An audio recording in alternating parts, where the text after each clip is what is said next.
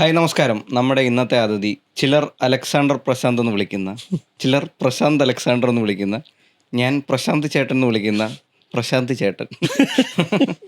എൻ്റെ മക്കൾ അപ്പ എന്ന് വിളിക്കുന്ന ഞാൻ തന്നെയാണ് ഇന്നത്തെ അതിഥി. യെസ്. എന്തൊക്കെയുണ്ട് വിശേഷങ്ങൾ? ഓണമൊക്കെ എങ്ങനെ പോയി? ഓണം നല്ലതായിരുന്നു. ഓണത്തിന് 2 ദിവസം മുമ്പേ ഞങ്ങളുടെ ട്രിപ്പുകളെല്ലാം പോയി. ഞാനും കുറേ ദിവസം വീട്ടിലില്ലാതിരിക്കുകയായിരുന്നു. അങ്ങനെ ഓണത്തിന് കുട്ടികൾക്കും വൈഫിനും അവധി കിട്ടി. അതേ ദിവസം തന്നെ എനിക്കും അവധി കിട്ടി. ഞങ്ങളുടെ പടങ്ങളെല്ലാം ആ ദിവസങ്ങളിൽ ഷെഡ്യൂളായിട്ട് പിന്നെ ഞങ്ങൾ നേരെ വീട്ടിൽ പോയി ഒരു ട്രിപ്പെല്ലാം പോയി തിരിച്ച് വന്നതിന് ശേഷമായിരുന്നു ഓണം. ആഹാ. അപ്പോൾ ഓണത്തിന് റെസ്റ്റ് എടുത്തു. ഓണം റിലീസ് ചെയ്യുന്ന 4 സംഘം ഉണ്ടായിരുന്നല്ലേ സീരീസ് ആയിട്ട്? Yes yes. എങ്ങനെ പോകുന്നു സീരീസ്? 4 സംഘം ഞങ്ങൾക്ക് കിട്ടുന്ന റെസ്പോൺസുകൾ വെച്ചിട്ട് one of the best Malayalam സീരീസുകൾ എന്നാണ് എല്ലാവരും അഭിപ്രായപ്പെടുന്നത്. അതിൻ്റെ ഒരു കാരണം എനിക്ക് തോന്നുന്നത് ഇത്രയും വലിപ്പമുള്ളൊരു സീരീസ് മലയാളത്തിൽ ഇതിനു മുമ്പ് വന്നിട്ടില്ല തോന്നുന്നു. ബാക്കിയെല്ലാം സീരീസുകളും ചിലത് ഹ്യൂമർ ബേസ്ഡ് സീരീസും ചിലത് ത്രില്ലർ എന്ന് പറയുമ്പോൾ ഒരു മർഡർ ഇൻവെസ്റ്റിഗേഷൻ അങ്ങനെയൊക്കെയാണ്. ഇതെന്ന് പറയുമ്പോൾ കോമഡിക്ക് കോമഡി, ആക്ഷൻ, ത്രിൽസിന് ത്രില്ല്, കംപ്ലീറ്റ് പാക്കേജ്, അങ്ങനെ എല്ലാം ഉണ്ട്. ഒരു മസാല സിനിമയ്ക്ക് വേണ്ട എല്ലാ കാര്യങ്ങളും ഒത്തുചേർന്ന ആദ്യത്തെ സീരീസാണ് 4 സംഘം. അപ്പോൾ എല്ലാവരും 4 സംഘം കാണണം. എന്നിട്ട് ചേട്ടനെ വിളിച്ചിട്ട് അഭിപ്രായം പറയണം. അല്ലെങ്കിൽ കിട്ടിയില്ല ഇൻസ്റ്റയിലോട്ട് മെസ്സേജ് അയച്ചാൽ മതി അല്ലേ? എന്തിനും മറുപടി കൊടുക്കുന്ന ഒരാളാണ് ഞാൻ. അതെ. പിന്നെ ഓണമൊക്കെ എങ്ങനെ പോയി? ഇപ്പോൾ പഴയതുപോലെ ഓണത്തിൻ്റെ വ്യത്യാസം എന്തായിരുന്നു ഈ വർഷത്തെ ഓണത്തിൻ്റെ? സാധാരണ ഞങ്ങളുടെ നാട്ടിൽ, ഞാൻ മല്ലപ്പള്ളി എന്ന് പറയുന്ന നാട്ടുകാരനാണ്. അപ്പം സാധാരണ ഞങ്ങളുടെ അവിടെ എല്ലാ ഓണത്തിനും ഞങ്ങളുടെ അവിടെ ഒരു ഫ്രണ്ട്സ് യുണൈറ്റഡ് എന്ന് പറഞ്ഞൊരു ക്ലബ്ബുണ്ട്. ആ ക്ലബിൻ്റെ നേതൃത്വത്തിൽ കുട്ടികൾക്ക് വേണ്ടി കളികളും മുതിർന്നവർക്ക് വേണ്ടി വടംവലിയും പഴന്തീറ്റി മത്സരവും ഉറിയടിയും, പിന്നെ അന്ന് രാത്രിയിൽ ഒരു ഗാനമേളയും ഒരു ചെറിയ ഗ്രൗണ്ടെല്ലാം വൃത്തിയാക്കി തന്നെ പാടുമോ അതോ പുറത്തുനിന്ന് ട്രൂപ്പിനെ വിളിച്ച് കഴിഞ്ഞ വർഷം ജാസി ഗിഫ്റ്റ് ആയിരുന്നു. അല്ല, അഞ്ചു ആയിരുന്നു. അതിന് മുമ്പ് ജാസി ഗിഫ്റ്റ് ആയിരുന്നു. അതിന് മുമ്പ് അങ്ങനെ പ്രൊഫഷണൽ ഗ്രൂപ്പുകളെ വിളിച്ച് തന്നെ ഗാനമേളകൾ നടത്തുന്നതായിരുന്നു. ഈ വർഷം അതില്ലായിരുന്നു. കാര്യം ഞങ്ങളുടെ നാട്ടിലെ പിള്ളേരൊക്കെ കാനഡയിലും ജർമ്മനിയിലും ഒക്കെ പഠിക്കാൻ പോയിട്ട് നാട്ടിലെ കാര്യങ്ങൾ നടത്താൻ പിള്ളേർ കുറവായി പോയതിൻ്റെ ഒരു കാരണമാണോ എന്ന് ഞാൻ സംശയിക്കുന്നു. എനിക്കും അത് ഡൗട്ടുണ്ട്. അങ്ങോട്ട് മുമ്പ് ഏറ്റവും കൂടുതൽ സ്റ്റഡി അബ്രോഡ് കൺസൾട്ടൻസി കാണുന്നത് ചങ്ങനാശ്ശേരി, തിരുവല്ല ഭാഗത്താണ്. പിള്ളേരെല്ലാം ജർമ്മനിയിലും കാനഡയിലും ഓസ്ട്രേലിയയിലും UK ഒക്കെയാണ്. അപ്പം നാട്ടിലെ ഓണം മുതിർന്നവർക്കാണെങ്കിൽ പിള്ളേർ ചെയ്യുമല്ലോ എന്ന് വിചാരിച്ചു സത്യം പറഞ്ഞാൽ. ശരിക്കും നമ്മുടെ നാട്ടിൽ ഇപ്പം നാട്ടിൽ ഓണപരിപാടി ഉണ്ടായിരുന്നു. അപ്പോൾ അത് കഴിഞ്ഞുള്ള തലമുറയിൽ അറേഞ്ച് ചെയ്യാൻ ആളില്ല. ഇപ്പം നമ്മൾ തന്നെയാണ് നിലവിൽ ഇത് ആഘോഷിച്ച് അറേഞ്ച് ചെയ്തുകൊണ്ടിരിക്കുന്നത്. അങ്ങനെ ഓണം ക്ലബ്ബുകളൊക്കെ പൊതുവെ കുറച്ച് കുറഞ്ഞു നാട്ടിലൊക്കെ. ക്ലബ്ബുകൾ വേണം. കാരണം പൊതുവേ നമ്മൾ ഈ എല്ലാ കാലത്തും നമ്മൾ ഈ മുതിർന്നവർ എല്ലാ കാലത്തും പുതിയ തലമുറയെ വഷളന്മാരെന്നാണല്ലോ പറയുന്നത്. എല്ലാ കാലത്തും. അപ്പം നമ്മൾ വളർന്നു വരുമ്പോൾ ഈ ക്ലബിൻ്റെ അവിടെ കുറേ എണ്ണം ഇരിപ്പുണ്ട്.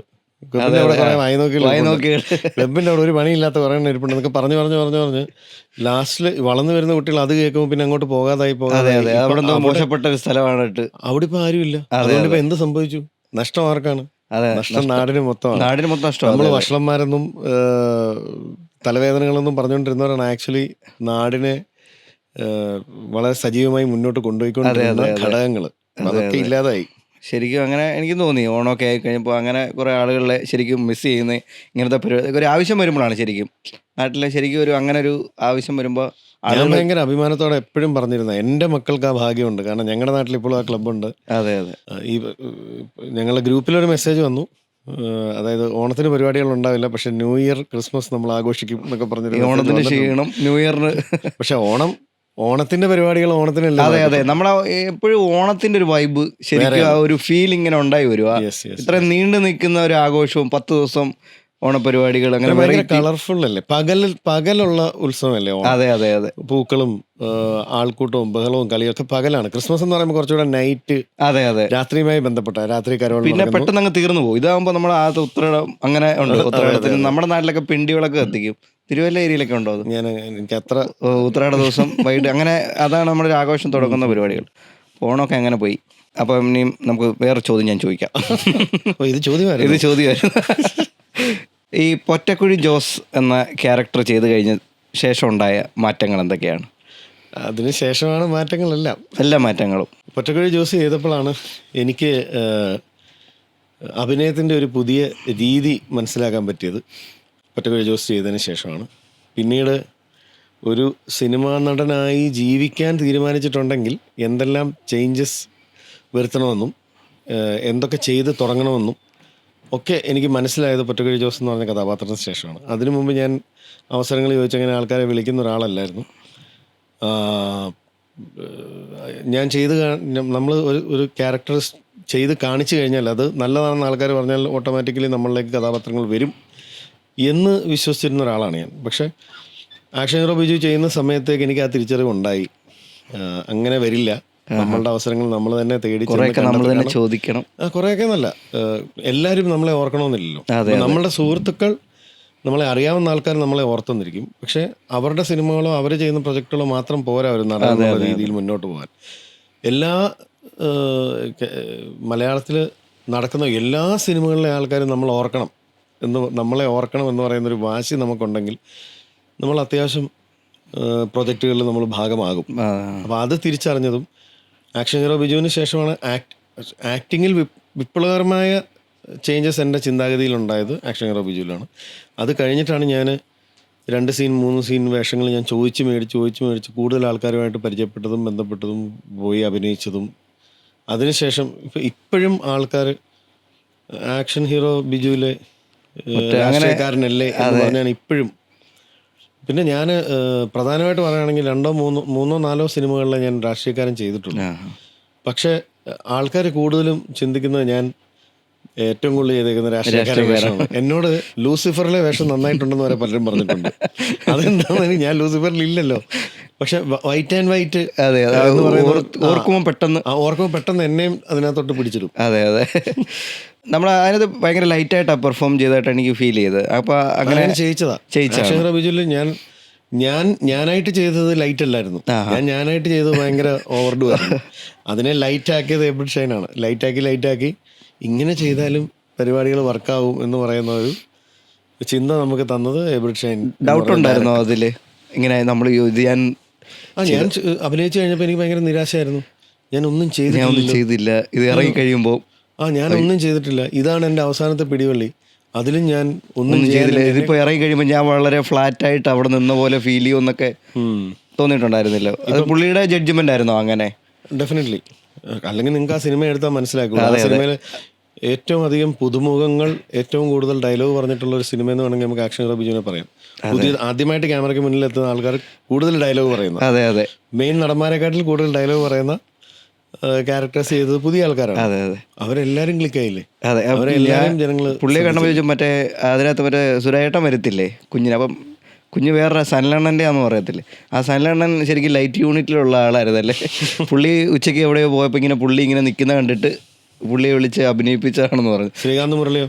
അതെ ശ്രീകാന്തേട്ടൻ അന്ന് വെറുതെ അവിടെ എന്തോ ആവശ്യത്തിന് ഇവനെ കാണാൻ വേണ്ടി വന്ന, എന്തോ പരസ്യത്തിന്റെ ആവശ്യത്തിന്. അപ്പം വേറൊരാളായിരുന്നു വക്കീലായിട്ട് ചെയ്തോണ്ടിരുന്നത്. പുള്ളിക്ക് ആ മീറ്റർ കിട്ടുന്നില്ല. അവസാനം പുള്ളി തന്നെ അടിയറോ പറഞ്ഞു, സാർ എന്നെ കൊണ്ട് ഇത് പറ്റില്ല. അപ്പൊ ഷൈൻ ഇങ്ങനെ താടിയൊക്കെ തിരുമ്പി വെളിയിൽ പോയപ്പോ ശ്രീകാന്ത് മുരളി ശ്രീകാന്ത് ഇങ്ങോട്ട് വന്നു, താനിങ്ങോട്ട് നിൽക്കുന്നു, താനൊന്ന് ചെയ്ത് അങ്ങനെ ജയിച്ചതാണ്. അത് ഭയങ്കര നാച്ചുറൽ ആയിരുന്നു പുള്ളിയുടെ ആ പട്ടിയല്ല സാർ അഴിഞ്ഞു ആ ഡയലോഗ് ഇല്ലേ, പട്ടിയല്ല സാർ കഴിഞ്ഞു പോയതായിരിക്കുന്നോട് ചിരിക്കുന്നതൊക്കെ ഭയങ്കര രസമായിരുന്നു. അങ്ങനെ കുറെ. പിന്നെ മറ്റേ ചേട്ടൻ്റെ മറ്റേ പുള്ളിക്കാരനുണ്ടല്ലോ, പുള്ളിക്കാൻ വെച്ച പുള്ളിയുടെ സാംസൺ തരകൻ, പുള്ളിയും അങ്ങനെ വേറെ സിനിമകളിലും അത്ര ഒരു വലിയ റോളുകൾ ചെയ്തിട്ടില്ലെന്ന്. അദ്ദേഹം, എൻ്റെ അറിവ് ശരിയാണെങ്കിൽ അദ്ദേഹം ഒരു ബൈക്ക് മെക്കാനിക്കാണ്. റേസിംഗ് ബൈക്കുകളൊക്കെ വണ്ടികൾ ഫൈൻ ട്യൂൺ ചെയ്യുക, അതിന് എന്താ പറയാ, എക്സ്ട്രാ ഫിറ്റിംഗ്സ് മോഡിഫൈ ചെയ്ത് അങ്ങനത്തെ എന്തോ ഒരു പരിപാടിയാണ് പുള്ളിക്ക് കോട്ടയത്ത്.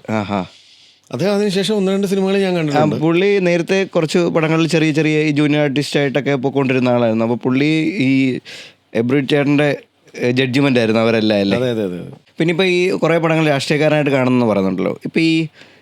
ഇപ്പോൾ കുറച്ച് ന്യൂജൻ ആളുകളൊക്കെ അരാഷ്ട്രീയതയൊക്കെ ഉണ്ടെന്ന് പറയാറുണ്ടല്ലോ, രാഷ്ട്രീയത്തോട് താല്പര്യമില്ല, ഇപ്പോൾ രാഷ്ട്രീയം എന്തോ മോശം കാര്യമാണ്, ഇപ്പോൾ രാഷ്ട്രീയത്തിൽ വന്ന കൈയിട്ട് വരാൻ വന്നു, പിന്നെ അല്ലെങ്കിൽ ഇപ്പം മോൻ വന്നു കഴിഞ്ഞാൽ അവർ കുടുംബക്കാർ വന്നാലും പ്രശ്നം, വന്നില്ലെങ്കിലും പ്രശ്നം. അതിൽ ഈ രാഷ്ട്രീയക്കാരൊക്കെ ഇപ്പോൾ സിനിമയിൽ ഇപ്പോൾ ചേട്ടൻ്റെ ക്യാരക്ടർ ഉണ്ടല്ലോ, പൊറ്റക്കുഴി ജോസ് ഒരു മോശമായ രാഷ്ട്രീയക്കാരനാണല്ലോ, സാധ്യത ഭീഷണിപ്പെടുത്തുക. അപ്പോൾ അങ്ങനെ സിനിമ അങ്ങനെ സ്വാധീനിച്ചിട്ടുണ്ടെന്ന് തോന്നുന്നുണ്ടോ ഈ രാഷ്ട്രീയക്കാരെ പോർട്രേറ്റ് ചെയ്യുന്നത് മോശമായിട്ട്? അല്ല, യഥാർത്ഥ ജീവിതം സിനിമയെ സ്വാധീനിച്ചിട്ടുണ്ട് എന്ന് നമുക്ക് തോന്നും. നമ്മൾ കണ്ടിട്ടുള്ള ആൾക്കാരെയാണല്ലോ നമ്മൾ അബ്രവാളിയിൽ കാണുന്നത്. നമ്മൾ എപ്പോഴും ഏത് കലാരൂപവും അഡാപ്റ്റ് ചെയ്യുന്നത് ജീവിതത്തിൽ നിന്നാണല്ലോ. ഇപ്പം പുരാതന കലകൾ, ഇപ്പം കഥകളി, ഓട്ടംതുള്ളൽ, അതൊക്കെ എന്ന് പറഞ്ഞാൽ പുരാണങ്ങളിൽ നിന്ന് അഡാപ്റ്റ് ചെയ്തിട്ടുള്ള കഥകളും, തുള്ളലിലേക്ക് എത്തുമ്പോൾ യഥാർത്ഥ ജീവിതത്തിൽ നിന്ന് അഡാപ്റ്റ് ചെയ്തിട്ടുള്ള തമാശകളും, ഇതൊക്കെയാണല്ലോ ഒരു കലയിൽ എപ്പോഴും ജീവിതത്തിൽ നിന്നുള്ള അഡാപ്റ്റേഷനാണ്. അപ്പോൾ ഇതൊക്കെ സമൂഹത്തിൽ നടക്കുന്ന കാര്യങ്ങളാണ്. അതിനെ ചിലപ്പോൾ കുറച്ചും കൂടെ എക്സാജറേറ്റ് ചെയ്ത് കുറച്ചും കൂടെ വലിപ്പത്തിൽ സിനിമയെ കാണിക്കുന്നു എന്നുള്ളത്. അല്ല, ഞാൻ ജനറലൈസ് ചെയ്ത് കാണിക്കുന്നുണ്ടോ?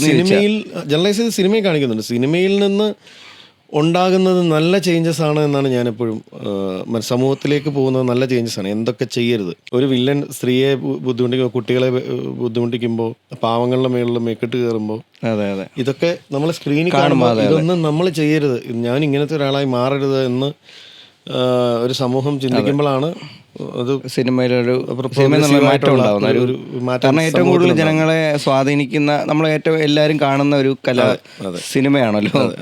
അപ്പോൾ അങ്ങനെ ഉണ്ട് സിനിമയിൽ നിന്ന്. അപ്പോൾ അത് നമ്മളതിൽ നിന്ന് മനസ്സിലാക്കും. സിനിമയിൽ നിന്ന് സ്വാധീനം സമൂഹത്തിനുമുണ്ട്. സമൂഹത്തിൽ നിന്നാണ് സിനിമ ഉണ്ടാകുന്നത്. സിനിമയിൽ നിന്ന് ഒരു സ്വാധീനം സമൂഹത്തിനും ഉണ്ടാകുന്നുണ്ട്. കഴിഞ്ഞ ദിവസം ഇവിടെ ഒരാളിങ്ങനെ റിവ്യൂ കഴിഞ്ഞിട്ട് ഇറങ്ങി പോകാൻ പറയുന്നതായിട്ട്, നിങ്ങൾ സിനിമ നഷ്ടമെന്ന് പറഞ്ഞപ്പോൾ, നിങ്ങളൊരു സിനിമ കാണുന്നുണ്ടെങ്കിൽ നിങ്ങൾക്ക് ഒരു 100 രൂപയുടെ പ്രോഫിറ്റ്, ഒരു അറിവ് ആ സിനിമയിൽ നിന്ന് കിട്ടുന്നുണ്ടെന്ന് പറയുന്നതായിട്ടായിരുന്നു. അപ്പോൾ അതിൻ്റെ അടിയിൽ ഇങ്ങനെ കുറേ കമൻറ്റുകളുണ്ട്. മറ്റേ ദിലീപേട്ട സ്പിരിറ്റ് കടത്തുന്ന സിനിമയുണ്ടല്ലോ, റൺവേ, അതിനകത്താണ് അറിയുന്നത്, മറ്റേ ഐസിനകത്ത് വെച്ചാൽ. അങ്ങനെ നമുക്ക് ഓരോ സിനിമകൾ കാരണം, പിന്നെ 21 ഗ്രാംസ് ഒരാൾ മരിച്ചു കഴിയുമ്പോൾ സിനിമയിൽ നിന്ന് അങ്ങനെ ഒരുപാട് അറിവുകളും കിട്ടുന്നില്ലേ? അപ്പോൾ സിനിമയാണ് ഏറ്റവും കൂടുതൽ ജനങ്ങളെ സ്വാധീനിക്കുന്ന കലാസൃഷ്ടിയെന്ന് പറയാമല്ലേ?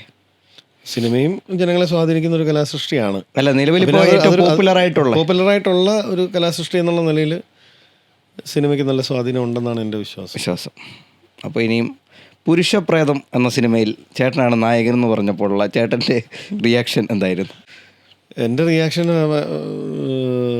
ഞാൻ ഭയങ്കര റിയലിസ്റ്റിക്കായിട്ട് ചിന്തിക്കുന്ന ഒരു മനുഷ്യനാണ്. അപ്പോൾ ഞാൻ നായകനാണെന്ന്, ഇങ്ങനൊരു കഥയുണ്ട് ചേട്ടാ, ചേട്ടൻ ലീഡ് ചെയ്താൽ നന്നാവുമെന്ന് കൃഷാന്ത് എന്നോട് പറയുന്നത് 2018 അപ്പോൾ അന്ന് നമുക്ക് അങ്ങനെ ഒരാൾ ചിന്തിച്ചല്ലോ എന്നുള്ളൊരു സന്തോഷം, ഇതൊരിക്കലും നടക്കാൻ പോകുന്നില്ല എന്നുള്ള യാഥാർത്ഥ്യം ഇത് രണ്ടും. അപ്പോൾ ഞാൻ കൃഷാന്തിനോട് ഞാൻ പറഞ്ഞതാണ്, കൃഷാന്ത്, നമ്മുടെ പരിചയത്തിൽ ഉള്ള ആക്ടേഴ്സ് ഉണ്ട്, ഞാൻ അവരോട് സംസാരിക്കാം, നമുക്ക് അവരെ ആരെങ്കിലും ഇതൊക്കെ, എന്നെ വെച്ച് ഇതൊരു ബിസിനസ് ആംഗിളിൽ ചിന്തിക്കുമ്പോൾ അതിനൊരു മാർക്കറ്റില്ല. അപ്പോൾ കൃഷാന്ത് പറഞ്ഞു, എനിക്ക് അങ്ങനെ ഒരു നായകൻ വേണ്ട, എനിക്ക് അങ്ങനെ ഇമേജുള്ള ഒരാൾ വേണ്ട, എനിക്ക് ചേട്ടൻ്റെ ഇമേജാണ് വേണ്ട. ഞാൻ ചേട്ടൻ്റെ അടുത്തേക്ക് വന്ന് ചേട്ടൻ്റെ ഇമേജ് യൂസ് ചെയ്യാൻ വേണ്ടിയിട്ടാണ്.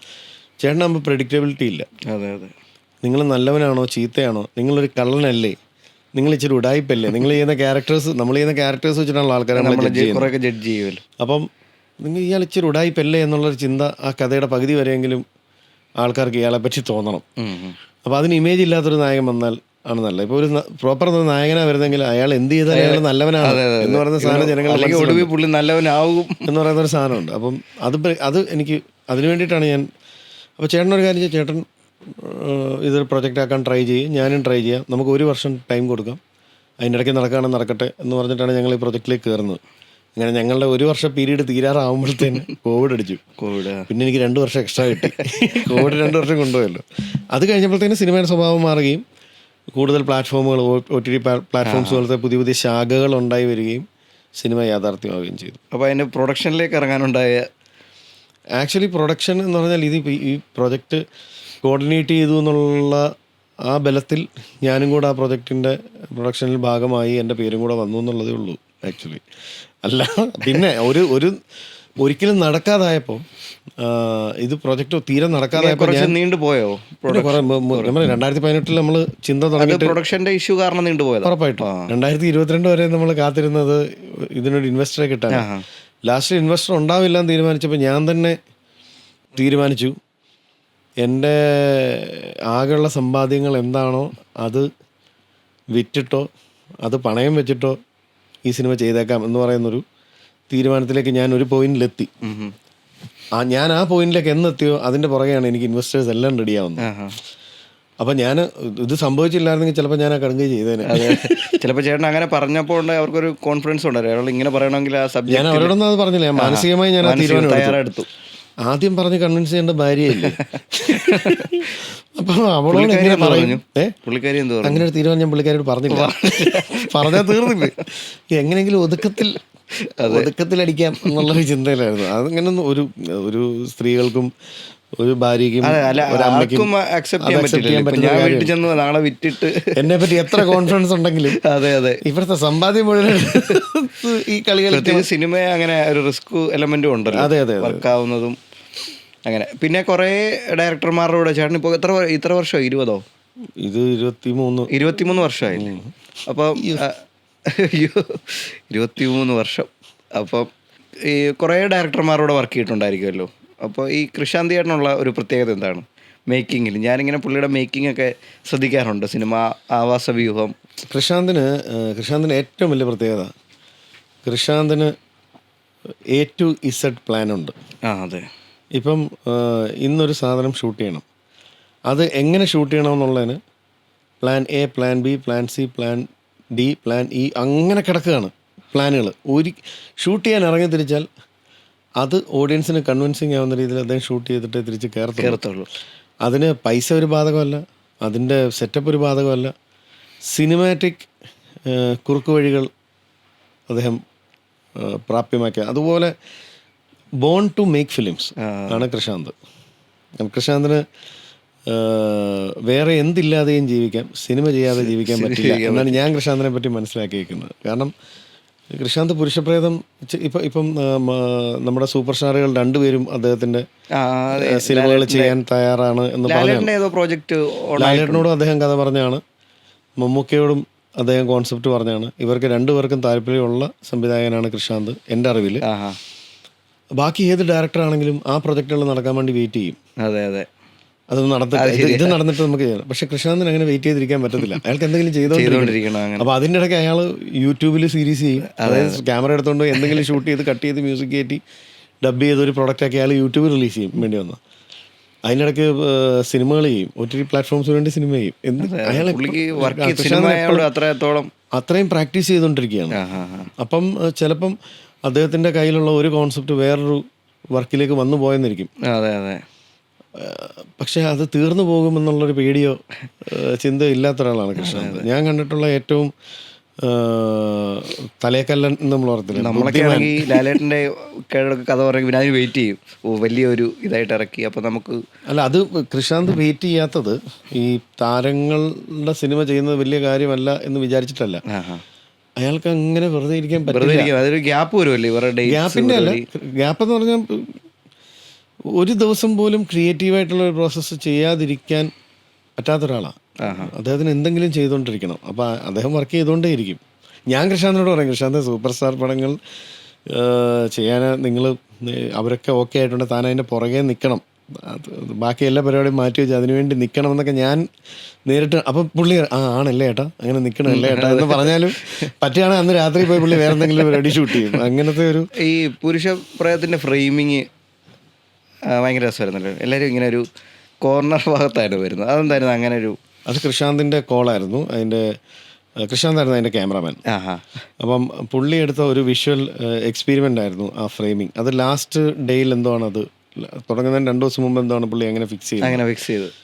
അത് എന്തിനാ ഫിക്സ് ചെയ്യുന്നത് വെച്ചാൽ അതിന് കുറേ അർത്ഥങ്ങളൊക്കെ ഉണ്ട്. അതിനെപ്പറ്റി പലരും വലിയ വലിയ പഠനങ്ങളൊക്കെ നടത്തി ഫേസ്ബുക്കിലൊക്കെ പോസ്റ്റ് ചെയ്തിട്ടുണ്ട്. 99% പേർക്കും അതെന്താണെന്നും മനസ്സിലായിട്ടില്ല. മനസ്സിലാവാതുള്ള പഠനങ്ങളാണ്. അല്ല, മനസ്സിലായിട്ടില്ല. അവർ പറയുന്നുണ്ട് ഇത് മാത്രം ഒന്ന് മാറ്റിയിരുന്നെങ്കിൽ ആ പടം കുറച്ചുകൂടെ നന്നായനെന്നൊക്കെ പലരും പറഞ്ഞു. പക്ഷേ 1-2 ഗംഭീര റൈറ്റപ്പുകൾ അതിനെപ്പറ്റി വന്നു. ഞാൻ മനസ്സിലാക്കിയ ഒരു കാര്യം, എൻ്റെ ക്യാരക്ടറിൻ്റെ പരിപാടികൾ തുടങ്ങുമ്പോൾ ഞാൻ എപ്പോഴും എൻ്റെ ക്ലോസപ്സ് വരുന്നത് മൂലയ്ക്കാണ്. മൂലയ്ക്കൊന്ന് കയറിയാണ് ഞാൻ സെൻറ്റർ ഓഫ് ഒബ്ജക്റ്റ് ആയിട്ട് മാറുന്നത്. അപ്പോൾ ഞാൻ കഥ തുടങ്ങുന്ന സമയത്ത് ഞാൻ ഏതോ മൂലയ്ക്ക് കിടക്കുകയാണ്. ഒരു പോയിന്റ് എത്തുമ്പോഴാണ് ഞാൻ ഈ മുഖ്യധാരയിലേക്ക് ഞാൻ എത്തുന്നത്. ആ ഒരു കാര്യം മാത്രമേ എനിക്ക് മനസ്സിലായിട്ടുള്ളൂ. ശരിക്കും ചേട്ടൻ ചോദിച്ചായിരുന്നോ? ഞാൻ ചോദിച്ചു, അതിനൊക്കെ കുറേ അർത്ഥം. പിന്നെ ഞാൻ ഇത്ര എക്സ്പീരിയൻസ് ഉള്ളൊരു നടനാകുമ്പോൾ തീരെ പൊട്ടനാണെന്ന് വിചാരിക്കരുതെന്ന് ഓർത്ത് ഞാനങ്ങനെ കാര്യമായിട്ട് ചോദിക്കാനൊന്നും പോയില്ല. എന്തെങ്കിലുമൊക്കെ അർത്ഥം കാണുമെന്ന് വിചാരിച്ചൊക്കെ ഉണ്ടായിരുന്നു. നെഗറ്റീവ് സ്പേസ് എന്നൊക്കെ പറയും, അതൊക്കെ ഞാൻ ആ സമയത്താണ് അറിയുന്നത്. അങ്ങനെയൊക്കെ ഉണ്ടല്ലേ? നെഗറ്റീവ് സ്പേസിങ് എന്ന് പറയുന്നത് ഒരു ക്യാരക്ടറിന്റെ അവസ്ഥ വ്യക്തമാക്കാനും. അപ്പോൾ കൃഷാന്തിനോട് ഇപ്പോൾ ചോദിച്ചു, എനിക്ക് ഭയങ്കര രസകരമായിട്ട് ആ തോന്നി. വിഷ്വൽ ലാംഗ്വേജ് ഇന്റലക്ച്വൽസിന് വേണ്ടിയിട്ടുള്ള ഒരു ലെയറാണ് അതെ അതെ എന്ന് കൃഷാന്ത് പറഞ്ഞായിരുന്നു. അത് പിന്നെ എല്ലാവരും ശ്രദ്ധിക്കുകയും ചെയ്യുമല്ലോ. നോർമൽ നമ്മൾ കണ്ടിട്ടില്ലാത്ത ഒരു പരിപാടി വന്നു കഴിയുമ്പോൾ അങ്ങനെയാണ് ഇപ്പൊ ഞാനും ശ്രദ്ധിച്ചത്. ഒരുപാട് പേര് ശ്രദ്ധിക്കുമല്ലോ അങ്ങനെ. ചോദ്യങ്ങൾ ഇങ്ങനെ നിൽക്കുന്നില്ലേ? അതെ അതെ, അതാണ് അതിന്റെ. കൃഷാന്ത് എന്നോട് ഇടയ്ക്കിടയ്ക്ക് പറയും, പുരുഷപ്രേതം കഴിഞ്ഞിട്ട് ഇപ്പം ഇറങ്ങിയിട്ട് ഇപ്പം ഇത്ര വർഷങ്ങളായല്ലോ, 2-3 വർഷമായില്ലേ. അപ്പം ഇടയ്ക്ക് നമ്മൾ പുരുഷപ്രേതത്തെ പറ്റി പറയുമ്പോൾ കൃഷാന്ത് പറയും, ചേട്ടാ നോക്കിക്കോ, ഇതൊരു സ്റ്റഡി മെറ്റീരിയൽ ആവും ഈ പടം ഇൻ ഫ്യൂച്ചർ. അയ്യോ, അത് ഒരു കാര്യം പറയാൻ പറഞ്ഞു. ഇപ്പൊ അതിന്റെ ഇൻട്രോയെ പറ്റി എപ്പോഴും ഇൻസ്റ്റേ ഫസ്റ്റ് വരത്തില്ലേ, മറ്റേ ആ പുള്ളിയുടെ ഇൻട്രോ ഇല്ലേ, മറ്റേ ഡെഡ് ബോഡി എടുക്കാൻ വരുന്ന ആള് കൈയൊക്കെ കൊടുത്തിട്ട് പോകുന്നൊരു ഇൻട്രോ ഉണ്ടല്ലോ, മലയാളത്തിൽ ഇന്ന് വരെ കണ്ടിട്ടില്ലാത്ത ഇൻട്രോ. അത് ഭയങ്കര രസം. അങ്ങനത്തെ കുറെ പരിപാടികളുണ്ടല്ലോ ആ പടത്തില്. അങ്ങനെ ഭയങ്കര രസകരമായ ഒരു സിനിമയായിരുന്നു. കൃഷാന്ത് ചേട്ടന്റെ ഏറ്റവും ഇഷ്ടപ്പെട്ട വർക്ക് ചേട്ടന് പുരുഷപ്രേതം തന്നെയാണോ? ഞാൻ കൃഷാന്തിന്റെ കണ്ട വർക്കുകൾ വൃത്താകൃതിയിലുള്ള ചതുരം, പുരുഷപ്രേതം, 4 സംഘം. ഇനിയിപ്പോൾ അദ്ദേഹം ചെയ്തു വെച്ചേക്കുന്ന മസ്തിഷ്ക മരണം എന്ന് പറഞ്ഞൊരു പടം ചെയ്തിട്ടുണ്ട്. പിന്നെ കൃഷാന്ത് ചെയ്യാൻ സാധ്യതയുള്ള കുറേ കഥകൾ ഞാൻ കേട്ടിട്ടുണ്ട്. എല്ലാം ഒന്നിനൊന്ന് ക്രേസിയാണ്. ക്രേസി പരിപാടികളാണ് കൃഷാന്തിന്റെ. പുള്ളി ഫുൾ ടൈം വർക്കിലാണല്ലേ. മൈ ഗോഡ്, ഇയാൾ എങ്ങനെയാണ് ഇങ്ങനെയൊക്കെ ചിന്തിക്കുന്നതെന്ന് നമ്മൾ ചിന്തിച്ചു പോകും. അതുപോലെ ഭ്രാന്തൻ ഐഡിയാസാണ്, ഗംഭീര. അദ്ദേഹം ചെയ്തതിനേക്കാളുപരി വരാനിരിക്കുന്ന പടങ്ങളൊക്കെ, ഓരോ പടവും ഒന്നിനു മേളിൽ തന്നെയാണ്. ഇതിപ്പോൾ കുറേ കാണുന്ന ആളുകൾക്ക് വേണ്ടിയാണ്. ഇപ്പോൾ ചേട്ടൻ പ്രൊഫഷണലി അങ്ങനെ ആക്ടിങ് പഠിച്ചിട്ട് വരുമല്ലായിരുന്നല്ലോ. ഇപ്പോൾ ഒരുപാട് പേര് പ്രൊഫഷണലി തിയേറ്റർ ആർട്ടിസ്റ്റുകൾ അങ്ങനെ വരുന്നു, അല്ലെങ്കിൽ സിനിമ ബാക്ക്ഗ്രൗണ്ട് അങ്ങനെ അത് സിനിമ കണ്ട് വരുന്നു.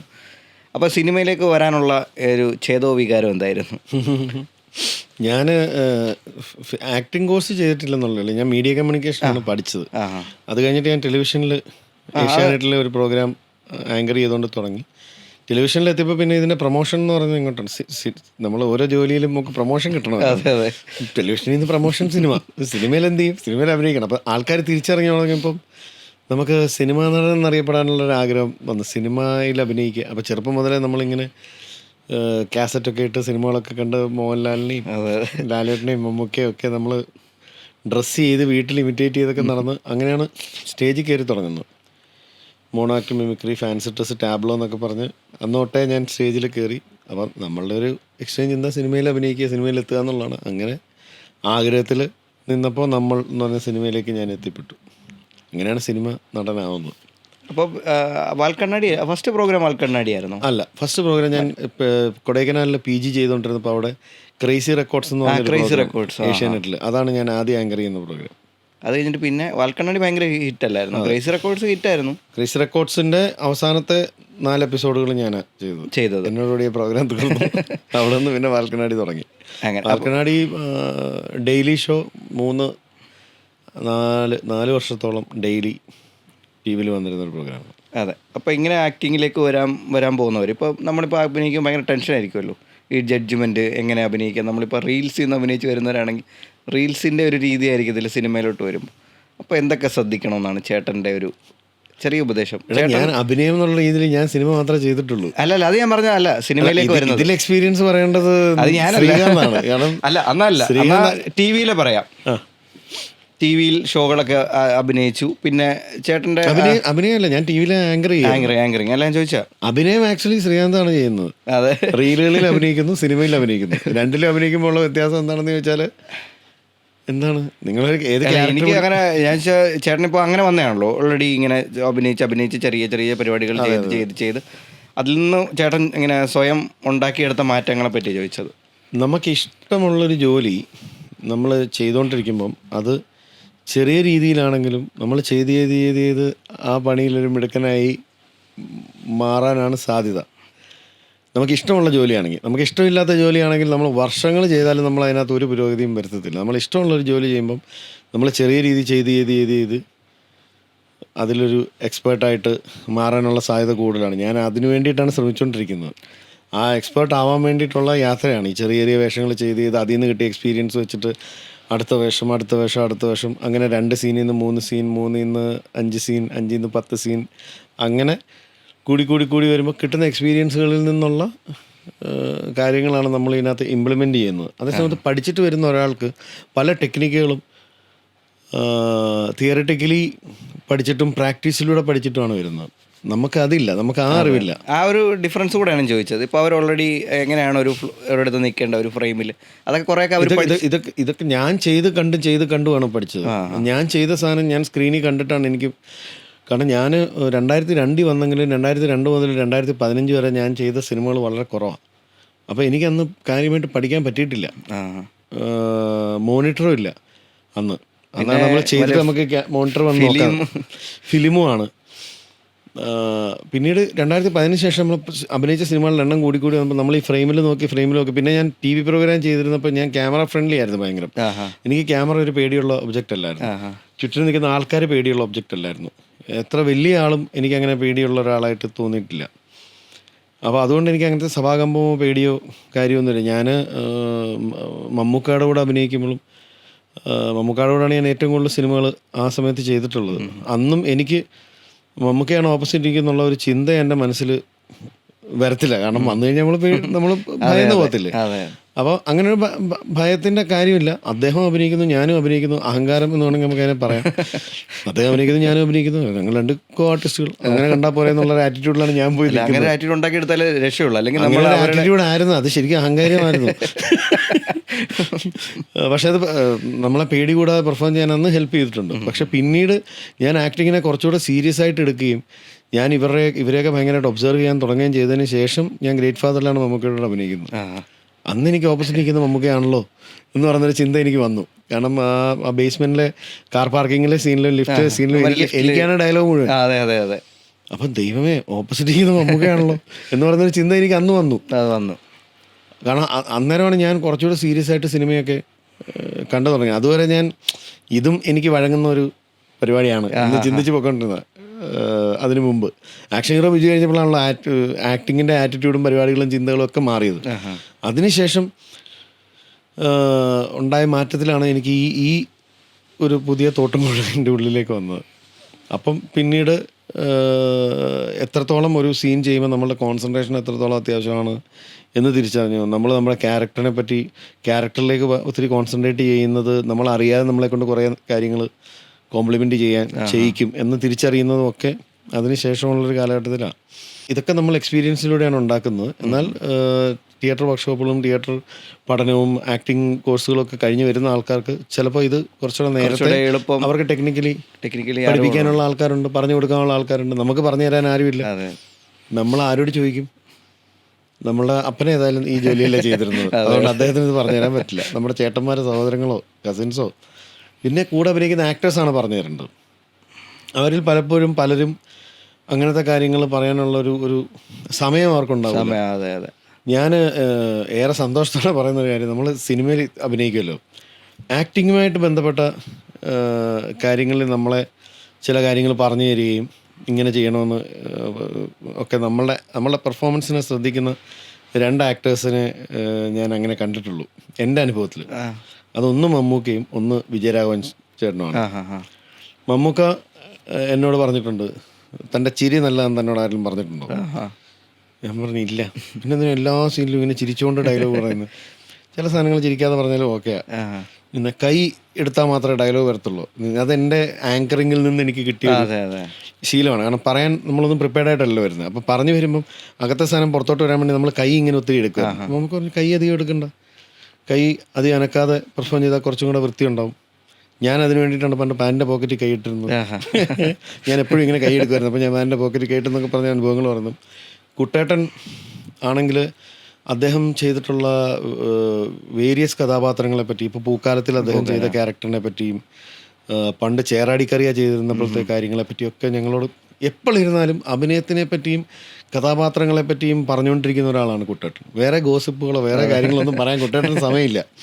കുട്ടേട്ടൻ ഇങ്ങനെ പറഞ്ഞുകൊണ്ടിരിക്കുക. അത് അദ്ദേഹം ഒരു സീനിൽ പെർഫോം ചെയ്യുമ്പോൾ നമ്മളൊക്കെയാണ് കൂടെ നിൽക്കുന്നത്. നമ്മളൊക്കെയും അദ്ദേഹത്തിൻ്റെ ആ ഒരു കോൺസെൻട്രേഷൻ ലെവലിലേക്ക് എത്തണമെന്നും നമ്മളൊക്കെ നല്ല നടന്മാരായിട്ട് മാറണമെന്നും അദ്ദേഹത്തിനുള്ള അതിയായ ആഗ്രഹം കൊണ്ടാണ് നമ്മളോട് ഇതൊക്കെ ഷെയർ ചെയ്യുന്നത്. അപ്പോൾ ചേറാടിക്കറിയ എന്ന് പറഞ്ഞ ക്യാരക്ടർ ചെയ്തപ്പോൾ കുട്ടേട്ടൻ ചെയ്തൊരു ടെക്നിക്ക് പുള്ളി പറഞ്ഞു. അപ്പോൾ അദ്ദേഹം എന്നൻപിള്ള സാറിൻ്റെ നാടക കളരിയിൽ നിന്ന് ചെറുപ്പകാലം മുതലേ അഭിനയിച്ച് വളർന്നു വരുന്ന ഒരാളാണ്. അപ്പോൾ ചേറാടിക്കറിയ എന്ന് പറയുന്നത് ഭയങ്കര ഭയങ്കര തൻ്റേടിയായിട്ടുള്ള ഒരു മനുഷ്യനാണ്. അയാളെ ഇൻട്രൊഡ്യൂസ് ചെയ്യുന്നത് അയാൾ ഒരു തോക്ക് ഇങ്ങനെ കയ്യിലെടുത്ത് വെച്ചിട്ട് ഇങ്ങനെ അതിൻ്റെ എഡ്ജിലിങ്ങനെ നോക്കിക്കൊണ്ടിരിക്കുമ്പം ആ എഡ്ജിൽ ഫോക്കസ്, അവിടെ നിന്ന് പിന്നെ ഫേസിലേക്ക് ഫോക്കസ്, എവിടെ ഒന്നെ നോക്കിക്കൊണ്ടിരിക്കുക. അപ്പം കുട്ടേട്ടൻ പറഞ്ഞ് പുള്ളി ഒരു ടെക്നിക്ക് ചെയ്തു. ഒരു സിഗരറ്റ് എടുത്തിട്ട് അതിൽ വിക്സ് തേച്ചിട്ട് അത് കത്തിച്ച് അതിങ്ങനെ പിടിച്ചോണ്ടിരുന്നു. അപ്പം ഇത് കത്തി എരിഞ്ഞ് പോകുമ്പോൾ വിക്സ് തേച്ചിട്ടുള്ളതുകൊണ്ട് ഇതിൻ്റെ ചാരം ആഷ് താഴെ വീഴത്തില്ല. പുള്ളി ഇത് ചുണ്ടിക്കടിച്ച് പിടിച്ചിട്ടാണ് ഈ തോക്ക് വെച്ചേക്കുന്നത്. വലിച്ച് അതിൻ്റെ ആഷ് ഇവിടം വരെ എത്തി. അങ്ങനെ ഇൻട്രൊഡ്യൂസ് ചെയ്തപ്പോൾ പുള്ളി പറയുന്നത് ഇയാളുടെ കോൺസെൻട്രേഷൻ എത്രത്തോളം ഉണ്ടെന്നുള്ള ആഷ് നോക്കിയാൽ മനസ്സിലാവും. ആഷ് പോലും താഴെ വീഴാ അങ്ങനെ അനങ്ങാതെ ഉന്നം പിടിച്ച് അനങ്ങാതെയാണ് അദ്ദേഹം എയിം ചെയ്ത് നിന്നിരുന്നത്. ഈ ഡീറ്റെയിലിംഗ് ഞാൻ ഷാജിയോട് പറഞ്ഞപ്പോൾ ഷാജി അത് ചെയ്തോളാൻ പറഞ്ഞിട്ട് ഞാൻ അങ്ങനെ ചെയ്തതാണ് അതെന്നൊക്കെ പറഞ്ഞപ്പോൾ ദൈവമേ, നമ്മൾ ഇതൊന്നും ചിന്തിക്കാറേ ഇല്ലല്ലോ. അപ്പോൾ അതൊരു പുതിയ എക്സ്പീരിയൻസ് ആയിട്ട് നമുക്ക്, പുതിയ അനുഭവമായിട്ട് നമുക്ക് വന്നു. പിന്നീട് അപ്പോൾ നമ്മൾ ഇനി അതുപോലത്തെ എന്തെങ്കിലും ഒരു ക്യാരക്ടർ വരുമ്പോൾ എന്ത് നമുക്കിതിന് നമ്മളുടേതായിട്ടുള്ളൊരു കോൺട്രിബ്യൂഷൻ എന്ത് കൊടുക്കാൻ പറ്റും, ഇതൊക്കെ എക്സ്പീരിയൻസിൽ നിന്ന് കിട്ടുന്നത്. പുരുഷപ്രേതം ചെയ്തപ്പം അങ്ങനെ എന്ത് ചേട്ടൻ? പുരുഷപ്രേതം ചെയ്തപ്പം ആക്ച്വലി ഞാൻ അങ്ങനെ, എനിക്ക് അന്ന് അത്രയും വിവരം ഇല്ലായിരുന്നു. ഞാൻ അങ്ങനെ ഒരു പ്രിപ്പറേഷനും ചെയ്തിട്ടില്ല. കൃഷാന്തൊക്കെ ഇവരൊക്കെ എന്നോട് പറഞ്ഞു, ചേട്ടൻ കൃഷാന്തിൻ്റെ അസോസിയേറ്റും അസിസ്റ്റൻസും ഫ്രണ്ട്സും ഒക്കെ പറഞ്ഞു, ചേട്ടൻ പൂർണ്ണമായിട്ടും കൃഷാന്തിനെ ട്രസ്റ്റ് ചെയ്യണം, ചേട്ടനായിട്ടൊന്നും ചെയ്യേണ്ട, കൃഷാന്ത് ചെയ്യിച്ചോളും, ചേട്ടൻ്റെ ഒരു ഫാമിലി ആർക്കും ചേട്ടൻ്റെ ഒരു ഹിസ്റ്ററി ഒക്കെ നമ്മൾ പ്രിപ്പയർ ചെയ്ത് ചേട്ടന് തരും, അത് മനസ്സിലാക്കിയിട്ട് ചേട്ടനെങ്കിൽ ചെയ്താൽ മതി എന്നൊക്കെ പറഞ്ഞു. പക്ഷേ എന്തോ ആ സമയത്ത് തിരക്കിൽ ഇതൊന്നും സംഭവിച്ചില്ല. ഞാൻ പക്ഷെ 3-4 വർഷമായിട്ട് ഇതിൻ്റെ സ്ക്രിപ്റ്റ് കേട്ടോണ്ടിരിക്കുകയാണ്. കേട്ട് ആ യാത്രയിൽ കൂടെ ഞാൻ ഉണ്ടായിരുന്നതുകൊണ്ട് എനിക്ക് ഏകദേശം എൻ്റെ മനസ്സിൽ അതിനെപ്പറ്റി ഒരു ഗ്രാഹ്യം തോന്നി. പിന്നെ കൃഷാന്ത് സ്ക്രിപ്റ്റ് വായിച്ചിട്ട് ഡയലോഗ് പറയുന്ന ഒരു രീതിയുണ്ട്. ഓരോ ഡയലോഗും പുള്ളി ആ ക്യാരക്ടർ പറയുന്ന പോലെയാണ്, മോഡുലേഷനാണ് പറയുന്നത്. അപ്പോൾ അതിൽ നിന്ന് എനിക്ക് സെബാസ്റ്റ്യൻ്റെ ഒരു രീതി എന്താണെന്നും ജഗദീശൻ്റെ ഒരു രീതി എന്താണെന്നും ദർശനയുടെ ഒരു രീതി എന്താണെന്നും ഒക്കെ ഈ കഥ പറഞ്ഞ് പോകുന്നതിനകത്ത് നമുക്ക് മനസ്സിലായി. ഞാൻ പിന്നെ അതുപോലെ ഇമിറ്റേറ്റ് ചെയ്തു എന്നുള്ളതാണ്. പിന്നെ ആ സമയത്ത് ഞാൻ ഏതാണ്ട് സെബാസ്റ്റിനെ പോലെയാണ് ഞാൻ ജീവിച്ചത് എന്ന് എനിക്ക് തോന്നിയിട്ടുണ്ട്. ആ സമയത്ത് ഞാൻ ചില ആൾക്കാരുമായിട്ട് വഴക്കുണ്ടാക്കിയിട്ടുണ്ട്, ഭയങ്കര റഫായിട്ട് പെരുമാറിയിട്ടുണ്ട്, ഞാൻ ഹ്യൂമിലിയേറ്റ് ചെയ്തിട്ടുണ്ട് ചിലരോട് ഭയങ്കര സ്നേഹവും ഭയങ്കര സിമ്പതിയും കാണിച്ചിട്ടുണ്ട്. ഞാൻ വേറൊരു മനുഷ്യനെ പോലെയായിരുന്നു ആ സമയത്ത് ജീവിച്ചതെന്ന് എനിക്ക് ഇപ്പം ചിന്തിക്കുമ്പോൾ എനിക്ക് തോന്നുന്നു. അതൊക്കെ ശരിക്കും പറഞ്ഞാൽ ഈ ക്യാരക്ടർ അതുപോലെ നമ്മളെ മനസ്സിലാക്കിയത് കൊണ്ടോ ഒക്കെ ആയിരിക്കാം. പിന്നെ ഇപ്പോൾ ഇത്രയും നാൾ ചേട്ടൻ ഇങ്ങനെ വന്നല്ലോ, കുറേ ചെറിയ ഇപ്പോൾ സിനിമ എന്നുള്ള പേയ്മെൻ്റ് ഒക്കെ അന്നത്തെ കാലത്തും നമ്മൾ ചെറിയ പരിപാടികളൊക്കെ ചെയ്യുമ്പോൾ കുറവായിരിക്കുമല്ലോ, തീരെ ഉറപ്പാണല്ലോ. അപ്പം എങ്ങനെ മെയിൻറ്റെയിൻ ചെയ്തുകൊണ്ട് പോയി ആ കാലത്തെ ചിലവുകളൊക്കെ? സത്യസന്ധമായി പറഞ്ഞാൽ എനിക്കിപ്പം ചിന്തിക്കുമ്പോൾ എനിക്ക് അറിയത്തില്ല എങ്ങനെയൊക്കെ അന്ന് ജീവിച്ചു ഓടിപ്പോയെന്ന്. ഇന്ന് നമുക്ക് കുറച്ച് പൈസയൊക്കെ കിട്ടി തുടങ്ങിയപ്പോഴാണ് ചിലവുകൾ കൂടിയത്. അന്നത്ര ചിലവുകളില്ല എന്നുള്ളതാണ് ഞാൻ വിചാരിക്കുന്നത്. കാരണം നമ്മൾ 500 രൂപ കൈ പിടിച്ചുകൊണ്ട് പെട്രോൾ അടിക്കാൻ പോകും, എന്നിട്ട് 300 രൂപയ്ക്ക് അടിക്കത്തുള്ളൂ. അപ്പോൾ 200 രൂപ നമുക്ക് ലാഭം എന്ന് പറഞ്ഞാൽ അങ്ങനെ ജീവിച്ചു പോയിക്കൊണ്ടിരുന്നൊരു കാലഘട്ടമാണ്. അന്ന് അത്രയ്ക്കൊക്കെ ചിലവുകളെ ഉണ്ടായിരുന്നുള്ളൂ. പിന്നെ ഇന്നത്തെ പോലെ അത്രയധികം ക്യാമറകൾ നമ്മുടെ ചുറ്റിനില്ല. നമ്മുടെ സാധാരണ ജീവിതത്തിൽ ഇത്രയും ക്യാമറകൾ നമ്മളുടെ ചുറ്റിനില്ല. സാധാരണ ജീവിതത്തിൽ ഇത്രയും ആൾക്കാർ നമ്മളെ കാണുന്നില്ലായിരുന്നു. അപ്പോൾ അതുകൊണ്ടൊക്കെ നമുക്ക് പല കാര്യങ്ങളിലും ഒരു സ്വാതന്ത്ര്യം. പക്ഷെ ഇന്ന് അങ്ങനെയല്ല. പ്രൈവസി എന്ന് പറഞ്ഞ സാധനം അന്ന് നമുക്ക് വേണമെങ്കിൽ ബസ്സിൽ എങ്ങനെ വേണമെങ്കിലും പോവാം. ഇപ്പം പോയാൽ ഒരു ഫംഗ്ഷന് വെറുതെ ഡ്രസ്സ് ചെയ്ത് പോകാൻ പോലും പറ്റില്ല. സാധാരണക്കാരനെ പോലെ ഡ്രസ്സ് ഇട്ട് പ്രശാന്ത് അലക്സാണ്ടർ ക്യാപ്ഷനും വീഡിയോയും വരും. അയാൾ ഓട്ടോയിൽ വന്നിറങ്ങുന്നത് കണ്ടില്ലേ? ഇതിനകത്തൊക്കെ എന്തോ ഇത്ര കാര്യം ഇരിക്കുന്ന പറഞ്ഞാൽ പക്ഷെ നമ്മൾ കോൺഷ്യസ് ആവും. അതെ നമ്മൾ പിന്നെ നമ്മളുടെ ആ സ്റ്റാറ്റസ് മെയിൻറ്റെയിൻ ചെയ്യാൻ വേണ്ടിയിട്ടുള്ള ശ്രമം ചെയ്യേണ്ടി വരും അല്ലേ ചില സാഹചര്യങ്ങൾ. അങ്ങനെ നമ്മൾ അതിനെപ്പറ്റി ആദ്യം ചിന്തിക്കാതിരുന്ന പ്രശ്നമില്ല. പക്ഷെ 90% ആൾക്കാർ അതിനെപ്പറ്റി ചിന്തിക്കും. കാരണം നാട്ടുകാരോടും കുടുംബക്കാരോടും ഒക്കെ ഫൈറ്റ് ചെയ്തിട്ടാണല്ലോ ഇങ്ങനെ ഒരു പ്രൊഫഷനിലേക്ക് ഇറങ്ങുന്നത്. അപ്പോൾ ഇവൻ രക്ഷപ്പെട്ടിട്ടില്ലേ എന്ന് ആൾക്കാർ ചിന്തിക്കുമോ? അങ്ങനെ ഒരു പ്രശ്നമുണ്ട്. അതായത് ഇവൻ താഴോട്ട് പോയിക്കൊണ്ടിരിക്കുക. ഇപ്പം അല്ലെങ്കിൽ പറയുകയും ചെയ്യും നമ്മുടെ നാട്ടിലൊക്കെ. മറ്റേത് ആർക്കും അറിയത്തില്ലല്ലോ. അതെ എന്നെ വീട്ടിൽ അന്വേഷിക്കും, പ്രശാന്ത് ഇവിടെ എറണാകുളത്താ, അപ്പം വർക്ക് കാണും എന്ന് പറഞ്ഞൊരു ചിന്തയിലങ്ങ് ഇരിക്കുകയാണല്ലോ. ഇപ്പം അങ്ങനെയല്ലല്ലോ. ഇപ്പം നമ്മളൊരു സ്ഥലത്ത് ഒരു ഓട്ടോറിക്ഷ വന്നിറങ്ങിയാൽ നടന്നു വന്നാൽ ഇവൻ ഇപ്പോഴും ഇങ്ങനെയൊക്കെയാണോ പോകുന്നത്, അപ്പോൾ ഇവൻ രക്ഷപ്പെട്ടിട്ടില്ലല്ലോ എന്ന് പറയുന്നത്. അപ്പോൾ അതുകൊണ്ട് അത് മെയിൻറ്റെയിൻ ചെയ്യാൻ വേണ്ടി ചിലവുകൾ ഭയങ്കരമായിട്ട് ഇന്ന് എല്ലാവർക്കും രക്ഷപ്പെട്ട ആൾക്കാർക്കും രക്ഷപ്പെടാത്ത ആൾക്കാർക്കും എല്ലാം ചിലവ് ഭയങ്കരമായിട്ട് കൂടിയിട്ടുണ്ട്. അല്ലെങ്കിൽ ഇതിൽ നിന്നൊക്കെ മാറി നിൽക്കുക എന്നുള്ളതേ ഉള്ളൂ. അതെ. പക്ഷെ നമ്മൾക്ക് അങ്ങനെ മാറി നിൽക്കാൻ പറ്റില്ല. ഇതിൽ കൂടെയാണല്ലോ നമ്മുടെ PR-ഉം നമ്മളെ ആൾക്കാർ കാണുന്നത്, അതെ, നമ്മളെ നമ്മളെ ഓർക്കുന്നതും. ഓർത്തിരിക്കുന്നതും എല്ലാം ഇതിലൂടെയാണല്ലോ. അന്ന് എങ്ങനെ ജീവിച്ചു എന്ന് കൃത്യമായിട്ട് അറിയില്ല. അന്ന് എനിക്ക് പൈസയൊക്കെ കല്യാണം കഴിച്ചത് ഏത് വർഷമായിരുന്നു? 2005 5. അപ്പം അന്ന് തൊട്ടേ അതൊരു ശീലമായിരുന്നുകൊണ്ട് ഞങ്ങൾ അതുമായിട്ടങ്ങ് താതാത്മ്യപ്പെട്ട് പോവായിരുന്നു. ഈ പൈസയൊക്കെ കിട്ടി തുടങ്ങിയിട്ട് അധിക കാലമൊന്നും ആയിട്ടില്ല. നമ്മൾ എന്നാലും അർഹിക്കുന്ന ശമ്പളം കിട്ടുന്നുണ്ടോ എന്ന് എനിക്കറിയത്തില്ല. അതിനെപ്പറ്റിയൊന്നും നമ്മൾ അധികം ചിന്തിക്കുന്നില്ല. നമുക്ക് കണ്ടിന്യൂസ് പടങ്ങൾ കിട്ടുന്നുണ്ട്, കണ്ടിന്യൂസ് ക്യാരക്ടേഴ്സ് കിട്ടുന്നുള്ളതാണ് ഇപ്പോഴത്തെ പ്രയോറിറ്റി. ഇപ്പം അതിനുണ്ട് ചിലവൊക്കെ ഈ UPI വന്നത് പിന്നെ ചിലവ് കൂടിയോ കുറഞ്ഞോ. ഇടയ്ക്ക് ട്രാൻസാക്ഷൻ ഹിസ്റ്ററി എടുത്ത് നോക്കുമ്പോഴാണ് ഒരു മാസം എൻ്റെ ദൈവമേ ഇത്രയും പൈസ ഞാനൊരു മാസം ചിലവാക്കിയെന്നൊക്കെ ചിന്തിക്കുന്നത്. ശരിക്കും കൂടുമല്ലേ ചെയ്തത് UPI വന്നതോടുകൂടി. നമുക്ക് എളുപ്പം, നമ്മൾ പണ്ട് ഏതെങ്കിലും ആവശ്യം പൈസ എടുത്തുകൊണ്ട് വരണം, അല്ലെ പൈസ കൊണ്ട് പോയില്ല. ഇപ്പോൾ ആണെങ്കിൽ മൊബൈലിൽ ഈസി. എന്ത് തോന്നുന്നു ചിലവുകളെ പറ്റി? ചിലവ് ഭയങ്കരമായിട്ട് കൂടി പൈസക്ക് വാല്യൂ ഇല്ലാതായി. വെറും നമ്പറുകളാണല്ലോ ഇത്. അതെ അതെ. 51, 31, 101. ആളുകളൊക്കെ വെറും നമ്പറുകളായി എല്ലാവരും പൈസ കൊടുത്തു. ഇപ്പം നമ്പറിലോട്ട് അയച്ചു. മറ്റേ നമ്മൾ 5000 രൂപ കൊടുക്കണമെങ്കിൽ നമ്മൾ തപ്പിയെടുത്ത് മിനിമം ഒരു 10 നോട്ട് എണ്ണി കൊടുക്കണ്ടേ. 500 6 രൂപ എണ്ണണം. ഇതിപ്പം 5000, 5 ഇടുക, 3 0 ഇടുക, സംഭവം കഴിഞ്ഞു. ഏതെങ്കിലും സ്ഥലത്ത് പോയി പെട്ടുപോയിട്ടുണ്ടോ? ഇത് ക്യാഷ് ഇല്ലാതെ പോയി? ക്യാഷ് ഇല്ലാതെ പോയി പെട്ടിട്ടുണ്ട്. റേഞ്ച് ഇല്ലാതെയോ? പക്ഷേ ഇപ്പം പിന്നെ എല്ലാവരും അതിലേക്ക് ആ ഒരു മൈൻഡിലേക്ക് ആയല്ലോ. നമ്മൾ ചില സ്ഥലങ്ങളിൽ ചെന്ന് GPay ഉണ്ടോയെന്ന് ചോദിക്കുമ്പോഴേ കടക്കാരൻ ചോദിക്കും റേഞ്ച് ഉണ്ടോയെന്നൊന്ന് നോക്കുന്നത്. അതെ അതെ. അപ്പോൾ ഈയിടയ്ക്ക് നമ്മൾ കുട്ടിക്കാനത്ത് ഏതൊരു സ്ഥലത്ത് പോയപ്പോൾ ഞാനിത് ചേട്ടാ GPay ഉണ്ടോ, റേഞ്ച് ഉണ്ടോ? ഞാൻ നോക്കിയപ്പോൾ റേഞ്ച് ഇല്ല. എന്നാൽ GPay കൊണ്ട് കാര്യമില്ലല്ലോ. ഞാൻ പറഞ്ഞു പക്ഷേ എനിക്ക് ഈ സാധനം വേണമായിരുന്നു, പക്ഷേ റൂമിൽ പോയി പൈസ എടുക്കണം, ഇച്ചിരി ബുദ്ധിമുട്ടാണ്. തിരിച്ച് കൊണ്ടുവരുമെന്ന് ഉറപ്പുണ്ടെന്നുണ്ടെങ്കിൽ കൊണ്ടുപോയിക്കോന്നൊക്കെ അങ്ങനത്തെ നല്ല മനുഷ്യരുണ്ട്. അങ്ങനെ ഇപ്പോൾ നമ്മൾ നേരത്തെ കടയിൽ സാധനം ഉണ്ടോ എന്ന് ചോദിക്കുന്നതിന് മുന്നേ Google Pay ഉണ്ടോയെന്നല്ലേ ചോദിക്കുന്നത്. അങ്ങനെ ഒരു കാലഘട്ടമായി മാറിക്കഴിഞ്ഞിരിക്കുന്നു. പിന്നെ ജീവിതം ഇങ്ങനെ പോയിക്കൊണ്ടിരിക്കുന്നു. ക്രിക്കറ്റ് കളിക്ക് ജീവിതത്തിൽ എത്രത്തോളം പ്രാധാന്യമുണ്ട്? 2 വർഷം മുമ്പ് വരെ വളരെ പ്രാധാന്യം ഉണ്ടായിരുന്നു. ഇപ്പം 2 വർഷമായിട്ട് വലിയ കളികളൊന്നും നടക്കുന്നില്ല. ക്രിക്കറ്റ് നമ്മൾ എല്ലാ കാലത്തും എൻജോയ് ചെയ്തിരുന്ന ഒരു ആക്ടിവിറ്റിയാണ്. ക്രിക്കറ്റ് കളികളുടെ ഒരു ഗ്രാജുവൽ ചേഞ്ച് ഞാൻ എപ്പോഴും ചിന്തിക്കും. ഇപ്പം നമ്മൾ ഗ്രൗണ്ടിൽ പോകുമ്പോൾ നമുക്ക് കളിക്കാൻ പറ്റുന്നൊരു ക്രിക്കറ്റ് ഗ്രൗണ്ടിലില്ല. കാരണം എല്ലാവരും ഈ ബാക്ക് വശം വെട്ടിയെടുത്ത ഓട്ടകളുള്ള ബാറ്റും മറ്റേ സോഫ്റ്റ് ബോളുമാണ്. ഞാനത് എങ്ങും ഹാർഡ് ടെന്നീസിനൊരു കളിയില്ലേ, ഹാർഡ് ടെന്നീസിനൊരു ടൂർണമെൻറ്റ് എങ്ങും ഇല്ലെന്നൊക്കെ ഞാനിങ്ങനെ ചിന്തിക്കും. അപ്പോഴാണ് ഞാൻ ഇതിൻ്റെ ഒരു ഹിസ്റ്ററി ഓർത്തത്. ഞാനൊക്കെ എൻ്റെയൊക്കെ ചെറുപ്പത്തിൽ എല്ലായിടത്തും ടൂർണമെൻറ്റുകൾ സ്റ്റിച്ച് ബോളിലായിരുന്നു. സ്റ്റിച്ച് ബോളിൽ ടൂർണമെൻറ്റുകൾ സ്റ്റിച്ച് ബോളിലാണ് നമ്മുടെ നാട്ടിൻപുറത്തിലെ എല്ലാ ടൂർണമെൻറ്റുകളും നടന്നിരുന്നത്. ഞാനൊരു 8ാം ക്ലാസ് 9ാം ക്ലാസ്സൊക്കെ പഠിക്കുമ്പോൾ.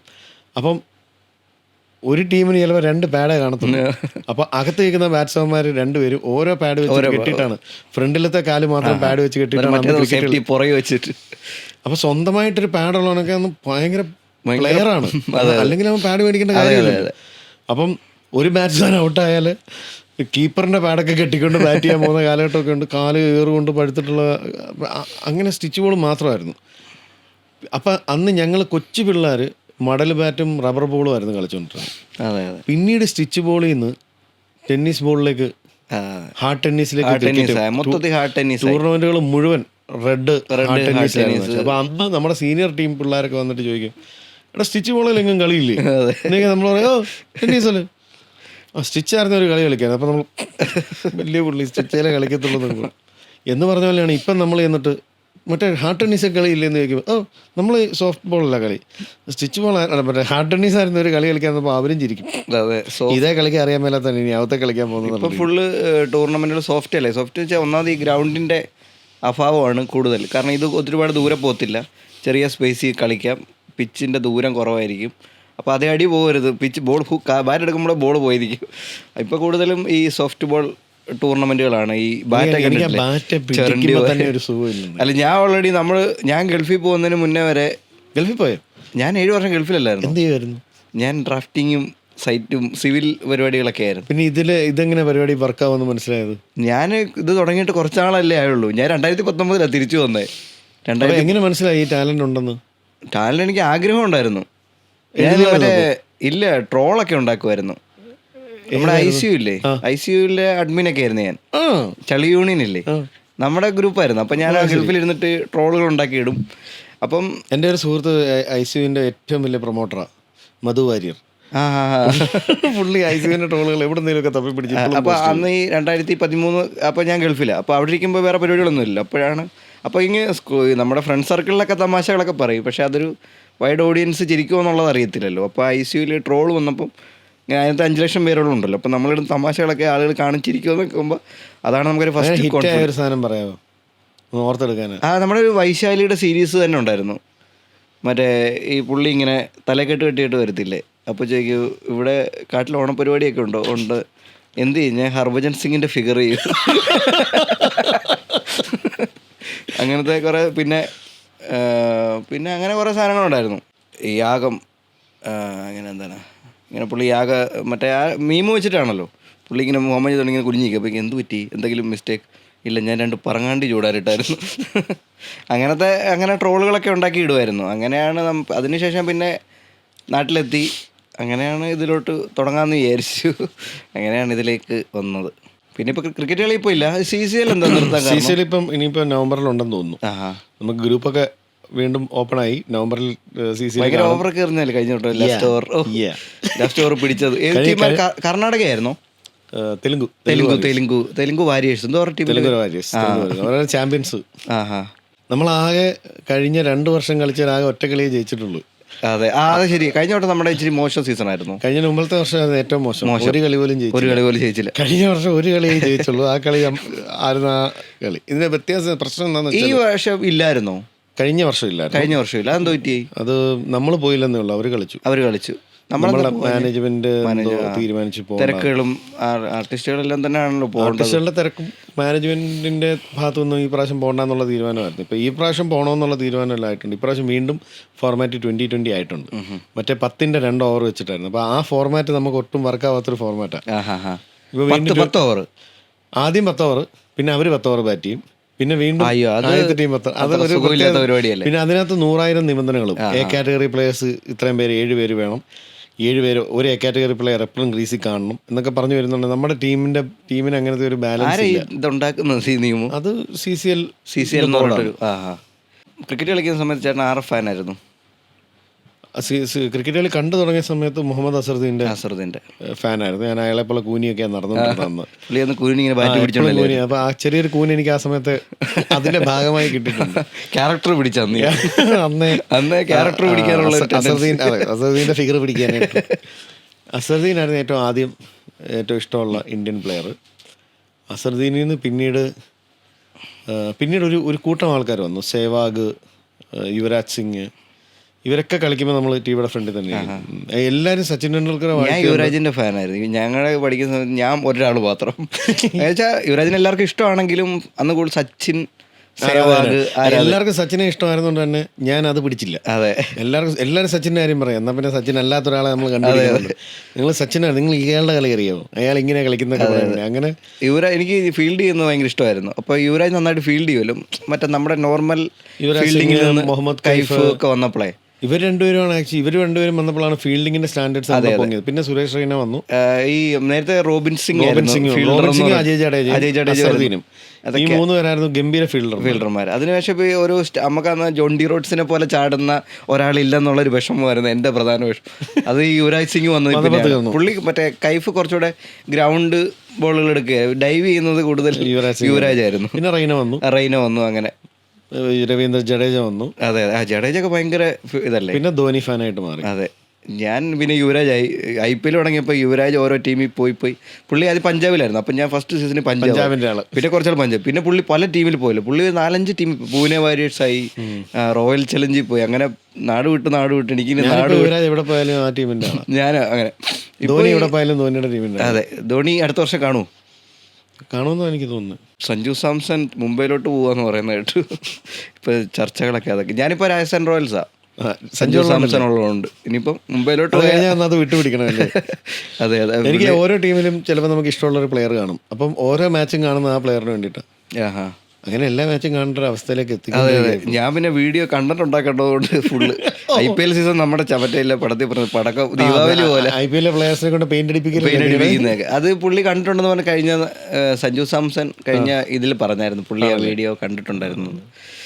അങ്ങനെ ഇപ്പോൾ ബോളറല്ലേ ചേട്ടൻ, ബോൾ ചെയ്ത് ഒരു ഇന്റർനാഷണൽ ലെവലിൽ ചേട്ടൻ ബോൾ ചെയ്യാതിരിക്കുക 6 വിക്കറ്റ് വേണം.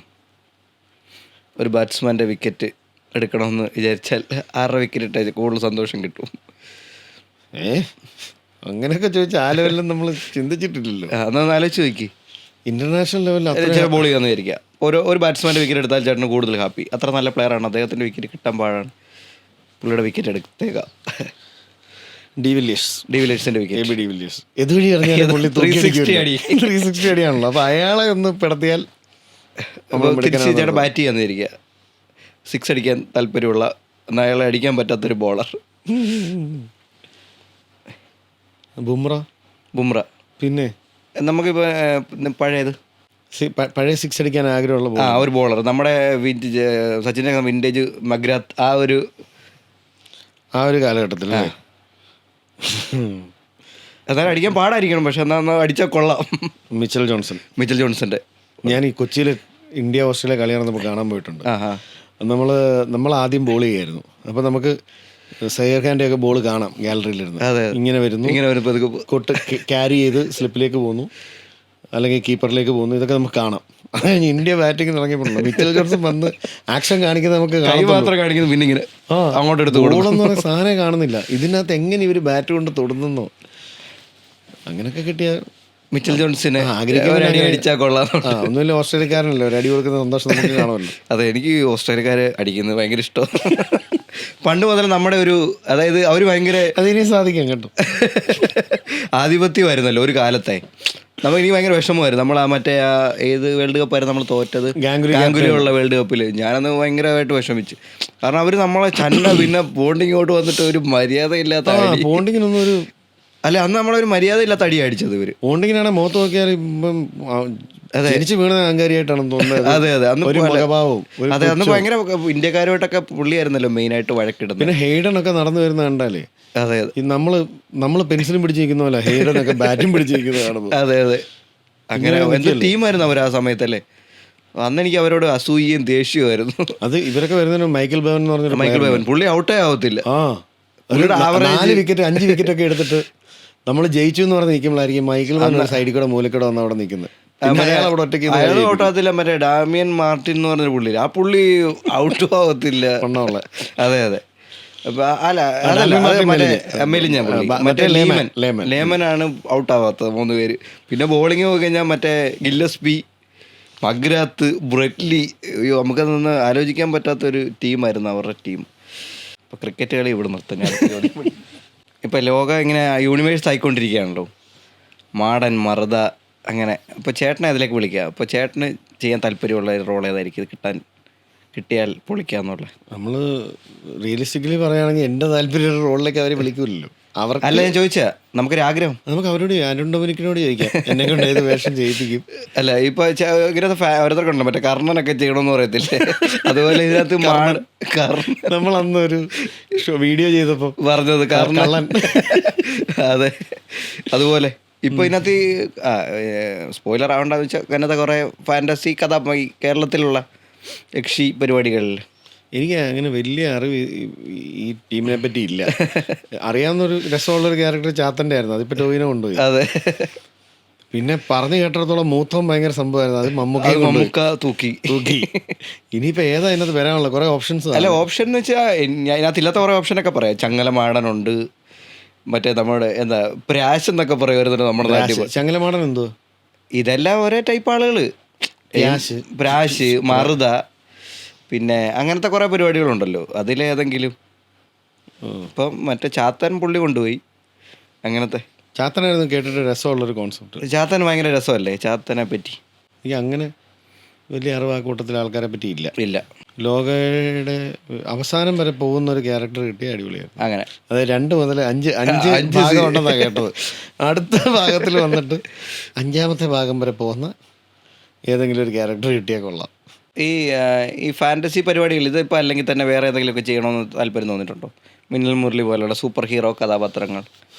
ഇല്ല, എനിക്ക് അങ്ങനത്തെ സിനിമകളോട് ഇൻട്രസ്റ്റ് എങ്ങനെയാണ്? ഇൻട്രസ്റ്റ് അങ്ങനെ കാര്യമായ ഇൻട്രസ്റ്റ് ഇല്ല. ഒരു പ്രായത്തിലൊക്കെ ഇൻട്രസ്റ്റ് ഉണ്ടായിരുന്നു. സൂപ്പർ ഹീറോ പരിപാടി, സ്പൈഡർമാൻ സീരീസ് എല്ലാം ഞാൻ കാണുമായിരുന്നു. സൂപ്പർമാൻ ഞാൻ അങ്ങനെ ഫോളോ ചെയ്തിട്ടില്ല, ബാറ്റ്മാനും ഫോളോ ചെയ്തിട്ടില്ല. സ്പൈഡർമാൻ സീരീസ് എല്ലാം കാണുമായിരുന്നു അന്നിറങ്ങുന്നത്. അങ്ങനത്തെ കാർട്ടൂൺ ക്യാരക്ടേഴ്സിനോടൊന്നും അങ്ങനെ വലിയ താല്പര്യം. ചേട്ടൻ്റെ കാലത്ത് ആദ്യത്തെ സൂപ്പർ ഹീറോ ആരായിരുന്നു? ശക്തിമാനായിരുന്നു അതോ? അല്ല, ശക്തിമാനും മുമ്പ് മിസ്റ്റർ ഇന്ത്യ എന്ന് പറഞ്ഞ പടമാണ് ആദ്യം ഒരു സൂപ്പർ ഹീറോ. നമ്മുടെ ഇന്ത്യയിലെ അനിൽ കപൂർ അപ്രത്യക്ഷനാവുന്നു. അതൊക്കെ ഞാൻ മിസ്റ്റർ ഇന്ത്യ ഒക്കെ കുറെ പ്രാവശ്യം കണ്ടിട്ടുണ്ട്. അത് ഭയങ്കര ഇതായിരിക്കുമല്ലോ, ഫ്രഷ്നെസ് അല്ലേ നമ്മളന്ന്. മായാവി, ഡിങ്കൻ അവരൊക്കെ ആയിരുന്നു അങ്ങനെ. പിന്നെ ഒരു എൻ്റെ പപ്പ ഭയങ്കര വേറെ ടൈപ്പ് മനുഷ്യനായിരുന്നു. അതായത് ഇങ്ങനത്തെ ഫാന്റസികളൊക്കെ അതൊക്കെ ചുമ്മാ റിയലിസ്റ്റിക് സിനിമകളോടായിരുന്നു താല്പര്യം. പപ്പ കൂടുതലും കണ്ടുകൊണ്ടിരുന്ന കാണുന്നതും നമ്മളെ കാണാൻ പ്രേരിപ്പിച്ചിരുന്നതും അങ്ങനത്തെ സിനിമകളും അങ്ങനത്തെ പെർഫോമൻസുകളുമായിരുന്നു. പുള്ളി ആരുടെ ഫാനായിരുന്നു? അത് അങ്ങനത്തെ പടങ്ങളായിരിക്കും. മോഹൻലാൽ, ലാലേട്ടൻ. കാരണം എന്താ വെച്ചാൽ പപ്പ എപ്പോഴും പറയുന്നത്, പപ്പയുടെ ഭാഷ പറഞ്ഞാലും മോഹൻലാലിൻ്റെ ഒരു ഒറിജിനാലിറ്റി ഭയങ്കരമാണ്.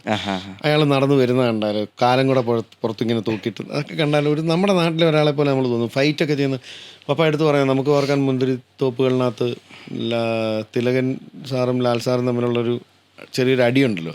ആ അടിയിൽ ലാലേട്ടൻ അടിക്കുന്ന ഇവിടം വെച്ചിട്ടാണ്. അത് നമ്മുടെ നാട്ടിൻപുറത്തെ അടിയുടെ ഒരു ശൈലിയാണ്. ഇവിടം കൊണ്ട് അടിക്കാന്ന് പറഞ്ഞത്. ഇപ്പോഴാണല്ലോ നമ്മൾ ഇങ്ങനെയൊക്കെ ഇടിക്കാൻ. നമ്മൾ സ്കൂളിലൊക്കെ അടി ഉണ്ടാക്കുമ്പോൾ നമ്മൾ ഇവിടം കൊണ്ടാണ് അടിക്കുന്നത്. അപ്പം നമുക്ക് ഇങ്ങനെയുള്ള അടിയാണ്. ഇങ്ങനെ ഇവിടം കൊണ്ടാണ്, ഇവിടാണ് നമ്മുടെ കൂടുതൽ ശക്തി. പിന്നെ കുറച്ചും കൂടെ ശാസ്ത്രീയമായിട്ടൊക്കെ ഇടി പഠിച്ചതിന് ശേഷമാണ് ആൾക്കാർ ഇങ്ങനെയൊക്കെ മോഹനൊക്കെ ഇടിക്കാൻ തുടങ്ങി. അപ്പം പപ്പ പറയുന്നുണ്ട്, ആ ഫൈറ്റ് നോക്ക്, അതൊരു സാധാരണക്കാരൻ ഒരു നാട്ടിൻപുറത്തുകാരൻ അടിക്കുന്നതല്ല. അതാണ് അതിൻ്റെ ഒരു ഒറിജിനാലിറ്റി, അതാണ് ഒബ്സർവേഷൻ. അപ്പം ഒറിജിനാലിറ്റി, ഒബ്സർവേഷൻ, ഈ വാക്കുകളൊക്കെ പപ്പാടയിൽ നിന്ന് കിട്ടുന്നത്. അപ്പം ഞങ്ങളുടെ വീട്ടിൽ അന്ന് ഏറ്റവും കൂടുതൽ ഉണ്ടായിരുന്ന കാസറ്റുകൾ മോഹൻലാൽ സിനിമകളുടെ കാസറ്റുകളാണ്. സത്യനന്ദിക്കാട് പടങ്ങളും, സന്മനസ്സുള്ളൊരു സമാധാനം, അമൃതംഗമയ, സുഗമോ ദേവി, അങ്ങനത്തെ സിനിമകളോടായിരുന്നു. അതായത് റിയലിസ്റ്റിക് ഇമോഷണൽ പരിപാടികളോടായിരുന്നു താല്പര്യം. ഇപ്പോൾ കൂടുതൽ പടങ്ങൾ വരുന്ന ഈ ടൈം ട്രാവൽ പരിപാടിയൊക്കെ ആണല്ലോ. അങ്ങനെ ഏതെങ്കിലും വാച്ച് കിട്ടിക്കഴിഞ്ഞാൽ ചേട്ടൻ പുറകോട്ട് പോയിട്ട് എന്ത് ചെയ്യും?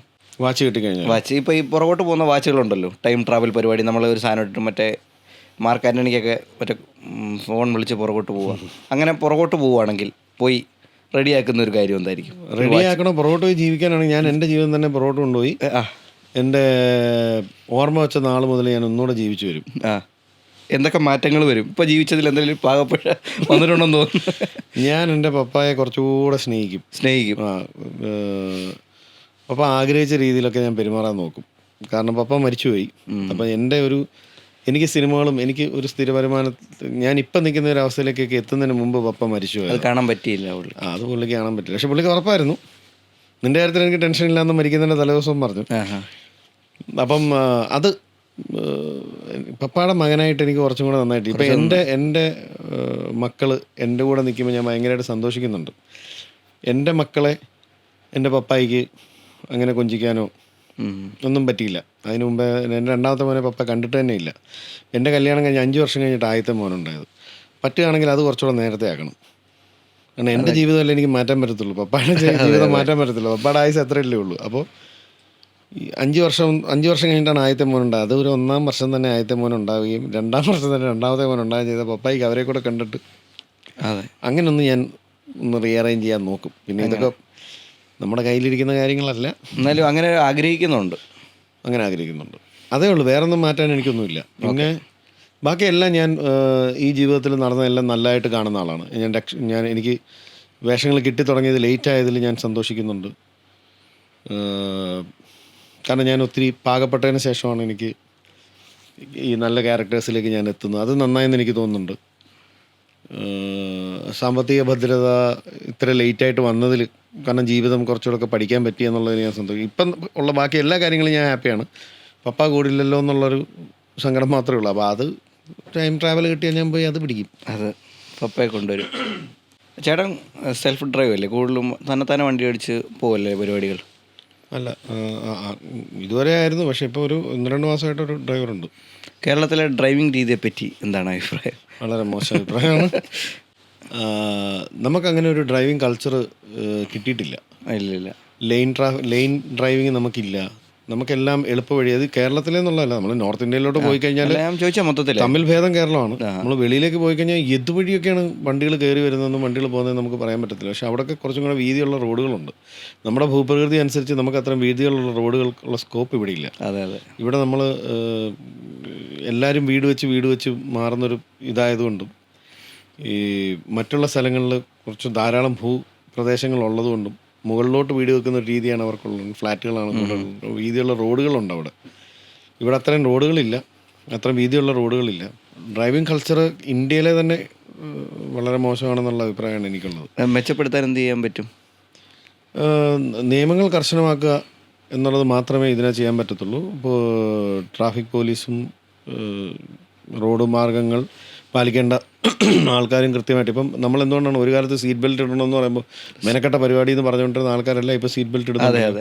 അപ്പോൾ സീറ്റ് ബെൽറ്റ് ഇടാൻ പറ്റുമെന്നുണ്ടെങ്കിൽ നിർബന്ധമായി കഴിഞ്ഞാൽ എല്ലാവരും ഹെൽമെറ്റ് വെക്കാറുണ്ട്, സീറ്റ് ബെൽറ്റ് ഇടാറുണ്ട്. അതുപോലെ ലെയിൻ ട്രാഫിക്കുകൾ, അതായത് ഹെവി വെഹിക്കിൾസ് ലെഫ്റ്റ് സൈഡിൽ കൂടെ സിംഗിൾ ട്രാവൽ, അതായത് വൺ വേ റോഡാണെങ്കിൽ ലെഫ്റ്റ് ലൈന് യൂസ് ചെയ്യേണ്ടത് ഹെവി വെഹിക്കിൾസാണ്. നമ്മൾ ഏത് ഹൈവേ പോയാലും റൈറ്റ് ലൈനിൽ മുഴുവൻ കിടക്കുന്ന ഹെവി വെഹിക്കിൾസ് നമ്മൾ ഓവർടേക്ക് ചെയ്യേണ്ട ലെഫ്റ്റിൽ കൂടെ. ശരിക്കും നിയമപ്രകാരം ഓവർടേക്ക് റൈറ്റും ട്രാവൽ ലെഫ്റ്റിലും എന്നാണ് മനസ്സിലായി. അങ്ങനെ ആരും ചെയ്യാറില്ല. അത് കേരളത്തിലെ ലോറികളാണെങ്കിൽ കേരളത്തിലേക്ക് വരുന്ന അന്യ സ്ഥലത്തു നിന്നുള്ള ലോറികളാണെങ്കിൽ. പിന്നീട് റോഡ് പണികൾ മുഴുവൻ പകൽ സമയത്താണ് നടന്നുകൊണ്ടിരിക്കുന്നത്. അതുമൂലം ഉണ്ടാകുന്ന ബ്ലോക്കുകൾ, നമ്മൾ ഓരോ സ്ഥലത്തേക്ക് എത്താൻ എടുക്കുന്ന സമയം. അപ്പോൾ ഇതൊക്കെ കൊണ്ടാണ് നമ്മൾ ചില കുറുക്കുവഴികൾ സ്വീകരിക്കുന്നത്, ഇതിലേക്ക് കുത്തിക്കയറ്റുന്നതൊക്കെ അതുകൊണ്ടാണ്. ഇതിനൊക്കെ ഒരു സിസ്റ്റം ഇല്ലാത്തതുകൊണ്ടുള്ള കുഴപ്പമാണ്. പിന്നെ ഏറ്റവും ഇടുക്കത്തിലൂടെ നമ്മൾ സഞ്ചരിച്ചിരുന്നതാണ് പാലാരിവട്ടത്തു നിന്ന് കാക്കനാട് വരെ പോകുന്ന വാഴക്കാല ചെമ്പൂക്ക് റോഡെന്നുള്ളത്. അവിടെ മെട്രോ പണി തുടങ്ങിക്കഴിഞ്ഞപ്പോൾ യാത്ര കൂടുതൽ സുഗമമായി. അവിടെ തീരെ സ്ഥലമില്ലായിരുന്നു സ്ഥലം. അവിടെ എങ്ങനെ യാത്ര സുഗമമായെന്ന് ചോദിച്ചാൽ കൃത്യമായി ബൗണ്ടറികൾ നിശ്ചയിച്ച് സ്ഥലം എടുത്ത് വീതി ഉണ്ടാക്കിയതിന് ശേഷമാണ് അവർ നടുക്ക് ബ്ലോക്ക് ചെയ്ത് തുടങ്ങിയത്. അപ്പോഴത്തേന് രണ്ട് സൈഡിൽ കൂടെയും മൂവിങ് ട്രാഫിക് ഉണ്ടാവാൻ തുടങ്ങി. ബ്ലോക്കായി കിടക്കുന്നില്ല, ഒഴുകി പോകുന്നുണ്ട്. വണ്ടികൾ കുറേ ഉണ്ടെങ്കിലും ഒഴുകി പോകുന്നുണ്ടെന്ന് എന്ന് പറയുന്ന പോലെ ശാസ്ത്രീയമായ സിസ്റ്റങ്ങൾ അവലംബിക്കേണ്ടിയിരിക്കുന്നു റോഡിലും. അപ്പോൾ അതിൽ പിന്നെ ആ നിയമങ്ങൾ, റോഡ് നിയമങ്ങൾ കർശനമായി പാലിക്കുന്നുണ്ടോ എന്ന് ചെക്ക് ചെയ്യാൻ വേണ്ടിയിട്ടുള്ള സിസ്റ്റം ഉണ്ടായിക്കഴിഞ്ഞാൽ വേണമെന്ന് വെച്ചാൽ റെഡിയാക്കാവുന്നുള്ളൂ. കാരണം നമ്മളിപ്പോൾ സീറ്റ് ബെൽറ്റ് ഇടത്തില്ലെന്ന് പറഞ്ഞിട്ട് സീറ്റ് ബെൽറ്റ് ഇട്ടു, ഹെൽമെറ്റ് ഇടത്തില്ലെന്ന് പറഞ്ഞിട്ട് ഹെൽമെറ്റ് ഇട്ടു. ഇപ്പോൾ ഈ നമ്മുടെ നാട്ടിലെ മണലിൻ്റെ പരിപാടി ഉണ്ടായിരുന്നു, കള്ളമണൽ. ഇപ്പം അങ്ങനെ ഒരു പരിപാടിയേ ഇല്ല, പൂർണ്ണമായിട്ട് 100%. അപ്പോൾ ഏതേറിയ കർശനമായ നിയമത്തിൻ്റെ പിന്നിൽ വരുമ്പോൾ കൃത്യമായി അത് പാലിക്കുന്നുണ്ടോ എന്ന് ശ്രദ്ധിക്കുകയോ ചെയ്യുന്നുണ്ടോ ഒക്കെ നന്നാവും. പിന്നെ മണ്ണെടുക്കുന്നത് നമ്മുടെ നാട്ടിലൊക്കെ ചുമ്മാതെ കുഴിക്കുമായിരുന്നല്ലോ, മണ്ണ് കുഴിച്ചില്ല. ഇപ്പോൾ അതൊക്കെ നിന്നു.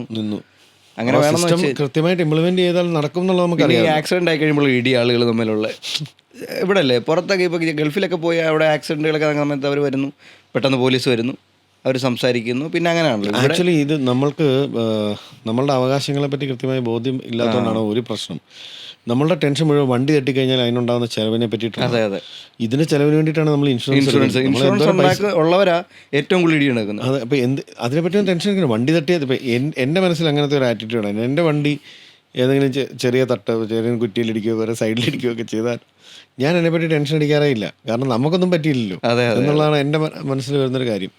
പക്ഷേ നമ്മൾ റോഡിൽ നമ്മൾ സ്റ്റക്കാവുകയും ഇടത്തൂടെയും വലത്തൂടെയും എല്ലാം വണ്ടികൾ കയറ്റിക്കൊണ്ട് വരികയും. ഇപ്പോൾ കഴിഞ്ഞ ദിവസം ഒരു ഇൻസിഡൻറ്റ് ഉണ്ടായി. നമ്മൾ അരൂർ ഭയങ്കര ബ്ലോക്കാണ്, അവിടെ പണി നടന്നുകൊണ്ടിരിക്കുന്നുണ്ട്. ഞാനാണ് എന്തോ ഗതികേടിന് സാധാരണ തലയോലപ്പുറം വഴി വരുന്നു, ആ പ്രാവശ്യം ആലപ്പുഴ വഴി പിടിച്ച് അകത്തോട് ഇതുവഴിയൊക്കെ കയറി വന്ന് ഇവിടെ ഇറങ്ങി വന്നുകൊണ്ടിരിക്കുക. അപ്പം ഞാൻ സ്മൂത്തായിട്ട് ഒരു സൈഡിൽ 2 ലൈൻ ട്രാഫിക് നടന്നുകൊണ്ടിരിക്കുകയാണ്. 2 സൈഡിൽ കൂടെ വണ്ടികൾ പൊയ്ക്കൊണ്ടിരുന്നപ്പോൾ ഒരു ബസ് സൈഡിൽ കൂടെ കയറി വന്നു. ഇതുവഴിയാണ് ആ ബസ്സിന് വരാൻ സ്ഥലമെന്ന് എനിക്ക് മനസ്സിലായിട്ടില്ല. പക്ഷേ ഈ ബസ്സിൻ്റെ ഡ്രൈവർ അങ്ങ് ഉയരത്തിലിരിക്കുന്നുണ്ട്, അയാൾക്ക് റോഡ് ക്ലിയറായിട്ട് കാണാവുന്നുണ്ട്. അയാൾ കയറി വന്നിട്ട് എൻ്റെ ഇടത്ത് സൈഡിൽ എൻ്റെ വണ്ടിയെ തട്ടുന്ന പോലെയാണ് ആ ബസ് പൊയ്ക്കൊണ്ടിരിക്കുന്നത്. അപ്പം ഞാൻ മുഴുവൻ നോക്കുന്നത് ആ സൈഡ് പ്രശ്നമാവും എന്നുള്ള. അപ്പോൾ എൻ്റെ ഇപ്പുറത്ത് വേറൊരു കാറ് പോകുന്നുണ്ട്. അപ്പോൾ ആ കാറുകാരനും ഹോൺ അടിക്കുന്നുണ്ട്. അപ്പോൾ എനിക്ക് എൻ്റെ മനസ്സിൽ വന്നൊരു കാര്യം എന്ന് വെച്ചാൽ എൻ്റെ ലെഫ്റ്റ് സൈഡ് ഞാൻ നോക്കാം, അവൻ്റെ ലെഫ്റ്റ് സൈഡ് അവൻ നോക്കട്ടെ. അപ്പോൾ ഒരു പോയിന്റ് എത്തിക്കഴിഞ്ഞാൽ ബസ്സുകാരൻ കയറിപ്പോയി കഴിഞ്ഞപ്പോൾ ഞാൻ ഗ്ലാസ് താത്തിട്ട് അയാളോട് പറഞ്ഞു, ഞാനായിട്ട് ഒതുക്കിയതല്ല, ബസ് വന്നുകൊണ്ട് പേടിച്ചിട്ട് ഒതുക്കിയതാണ് എന്ന് പറഞ്ഞാൽ പുള്ളി പറഞ്ഞു, വണ്ടികൾ പോകുന്ന കാണാൻ മേലേ എന്ന് ചോദിച്ചു എന്നോട്. ഞാൻ പറഞ്ഞു അതോ ഓക്കെ, പക്ഷെ ഈ ബസ് കയറി വന്നോണ്ട് ഞാൻ ഒതുക്കിയതാ. തനിക്ക് വണ്ടി പോകുന്ന കാണാൻ പറ്റില്ല. വീണ്ടും ചോദിച്ചു, 2 പ്രാവശ്യം ചോദിച്ചപ്പോൾ എനിക്ക് ദേഷ്യം, ഞാൻ തെറി വിളിച്ചു. പിന്നെ അയാൾ 4 തെറി വിളിച്ചു. ഗ്ലാസ് കയറ്റിയിട്ടിട്ട് ഞാൻ കിട്ടിയ വഴി വണ്ടി എടുത്തോണ്ട് പോയി. അതാണ് ഞാൻ ഇത് ചോദിച്ചത്. നമ്മൾ എത്ര മാന്യമായിട്ട് ജീവിക്കാന്ന് വെച്ചാലും നമ്മുടെ സിസ്റ്റം കൊണ്ട് നമ്മളെ മോശക്കാരൻ. ചേട്ടൻ പൊതുവെ ഈഗോ കുറവുള്ള ഒരാളാണല്ലോ, അതെനിക്ക് പേഴ്സണലി അറിയാവുന്നുണ്ട്. ഈഗോ നല്ലപോലെ ഉണ്ടായിരുന്ന ആളാ. അതെ അതെ. അല്ല, ഇങ്ങനെയൊക്കെ ഇഷ്യൂ വരുമ്പോൾ നമുക്ക് വീണ്ടും ഞാൻ മാത്രം നല്ലവൻ എന്നുള്ളൊരു തോന്നലുണ്ടാവുമല്ലോ. കാരണം ഇപ്പം നമ്മൾ മാന്യമായിട്ട് പറയാൻ പോകണം, ചേട്ടാ ഒരു അബദ്ധം പറ്റി അല്ലെങ്കിൽ ഇടിച്ച്, അപ്പോൾ നമ്മൾ താന്നു കഴിഞ്ഞാൽ അതെ. അല്ല, അങ്ങനത്തെ ഒരു കാര്യമുണ്ട്. നമ്മളിപ്പോൾ അവിടെ പോയിട്ട് ചേട്ടാ എൻ്റെ മിസ്റ്റേക്ക് ആണെന്ന് അങ്ങനെ പറഞ്ഞു പോയാൽ തീർന്നു എല്ലാം നമ്മുടെ മണ്ടയ്ക്ക് അടിക്കും. നീ ഒരുത്തൻ കാരണമാണ് ഇവിടുത്തെ ഇന്ത്യയിലെ ആക്സിഡൻറ്റ് മൊത്തം ഉണ്ടാവുന്നതെന്ന് പറഞ്ഞു കളയും. അങ്ങനെ. അപ്പോൾ ഇത് സ്കൂളിലൊക്കെ പഠിപ്പിക്കണം തോന്നിട്ടുണ്ടോ? തീർച്ചയായിട്ടും എല്ലാ കാര്യങ്ങളും നമ്മൾ സ്കൂളിൽ പഠിക്കും ചെറുപ്പത്തിൽ. അത് നല്ലതല്ലേ? നമ്മൾ ഓൾറെഡി റോഡ് നിയമങ്ങൾ 1-ാം ക്ലാസ് മുതൽ പഠിപ്പിച്ചു. റോഡ് നിയമങ്ങളും പാലിക്കേണ്ട മര്യാദകളും എങ്ങനെ സമൂഹത്തിൽ ജീവിക്കണം എന്നുള്ളതും 1-ാം ക്ലാസ് മുതൽ പഠിപ്പിച്ചുകൊണ്ട് പോകേണ്ട കാര്യമാണെന്നാണ് ഞാൻ മനസ്സിലാക്കുന്നത്. ഇപ്പോൾ വൃത്തി, ലിറ്ററിങ്, ഏതെങ്കിലും സ്ഥലത്ത് പ്ലാസ്റ്റിക് വലിച്ചെറിയുക, ഇതൊക്കെ ഇപ്പോഴത്തെ ഏറ്റവും വലിയ പാരിസ്ഥിതിക പ്രശ്നങ്ങളായിട്ട് ഇതൊക്കെ മാറിക്കൊണ്ടിരിക്കുക. ഇതൊക്കെ ചെറു ക്ലാസ്സുകളിൽ നിന്ന് തന്നെ ശ്രദ്ധിച്ച് തുടങ്ങേണ്ട കാര്യങ്ങളാണ്. ഇതൊക്കെ ചെയ്യുന്നുണ്ട്. ഇതൊക്കെ നമ്മുടെ പാഠപുസ്തകങ്ങൾ, പിള്ളേരുടെ പുസ്തകമൊക്കെ എടുത്ത് നോക്കുമ്പോൾ അതിനകത്തുണ്ട്. പക്ഷേ ഇത് മാർക്ക് മേടിക്കാൻ വേണ്ടിയിട്ടുള്ളൊരു ഉപാധിയായിട്ട് മാത്രമേ നമ്മൾ ഈ പഠനത്തെ കാണുന്നുള്ളൂ. ഇത് ലൈഫിൽ പ്രാക്ടീസ് ചെയ്യേണ്ട ഒരു സാധനമാണെന്നുള്ളത് നമ്മുടെ ചിന്തകളിൽ വരുന്നില്ല എന്നുള്ളതാണ് ഈ പ്രശ്നം. ലൈഫിൽ ഇത് പ്രാക്ടീസ് ചെയ്യാൻ വേണ്ടി പഠിക്കണം, എന്നാലല്ലേ അതുകൊണ്ട് കാര്യമുള്ളൂ. പക്ഷെ എന്താണ് നമ്മുടെ ടീച്ചർമാർ, നീ അത് പഠിച്ചിട്ട് വന്നില്ലല്ലേ എന്ന് ചോദിച്ചാൽ അതിന് 4 അടിയും കൊടുക്കും, അത് 10 പ്രാവശ്യം എഴുതിപ്പിക്കുകയും ചെയ്യും. അപ്പോൾ അവൻ ടെക്നിക്കലി അത് പഠിക്കുന്നു എന്നുള്ളതേ ഉള്ളൂ. പ്രാക്ടീസ് ചെയ്യുന്ന വിധത്തിലേക്ക് അപ്പൊ എഡ്യൂക്കേഷൻ സിസ്റ്റം മാറണം. അപ്പൊ എന്തെല്ലാം പരിപാടികൾ മാറിയാലാണ് ഒരു നാട് അല്ലെ? ശരിക്കും നാട് മാറണമെങ്കിൽ ഇങ്ങനെ ബേസിൽ നിന്ന് നമ്മൾ മാറ്റിയാലേ. ഇപ്പൊ കഴിഞ്ഞ കുറെ കാലത്ത് എല്ലാവരും ചോദിച്ചിരുന്ന ഒരു കാര്യമാണ്, നമ്മൾ എന്തിനാണ് സാൻ തീറ്റ, കോസ് തീറ്റ അതൊക്കെ പഠിച്ചത്? കടയിൽ പോയി സാധനം മേടിക്കാൻ അതിൻ്റെ ആവശ്യമില്ലല്ലോ. എന്തിനാണ് നമ്മൾ ഹിസ്റ്ററി പഠിക്കുന്നത്? അതിൻ്റെ ആവശ്യമുണ്ടോ ഇല്ലയോ എന്നൊക്കെ ചോദിച്ചാൽ ഇതിൽ നിന്ന് ഇത് പ്രയോജനം ചെയ്യുന്ന ആർക്കാണ്? ഇപ്പൊ എഞ്ചിനീയർമാർ വന്നത് ഇത് പഠിച്ചത് ഡൗട്ട് ഉണ്ടായിരുന്നു. അതായത് ഞാൻ സ്കൂളിൽ പഠിക്കുമ്പോൾ ഞാൻ എന്തിനാണ് പഠിക്കുന്നത് പറഞ്ഞു. എന്നിട്ട് ഞാൻ പിന്നെയും പഠിച്ചു. അത് കഴിഞ്ഞ് ഞാൻ പോയി സിവിലും പഠിച്ചു. സിവിൽ പഠിക്കുമ്പോഴും എനിക്ക് ഡൗട്ട്, ഇത് എന്തിനാണ് ഈ പുല്ല് പഠിപ്പിക്കുന്നത്?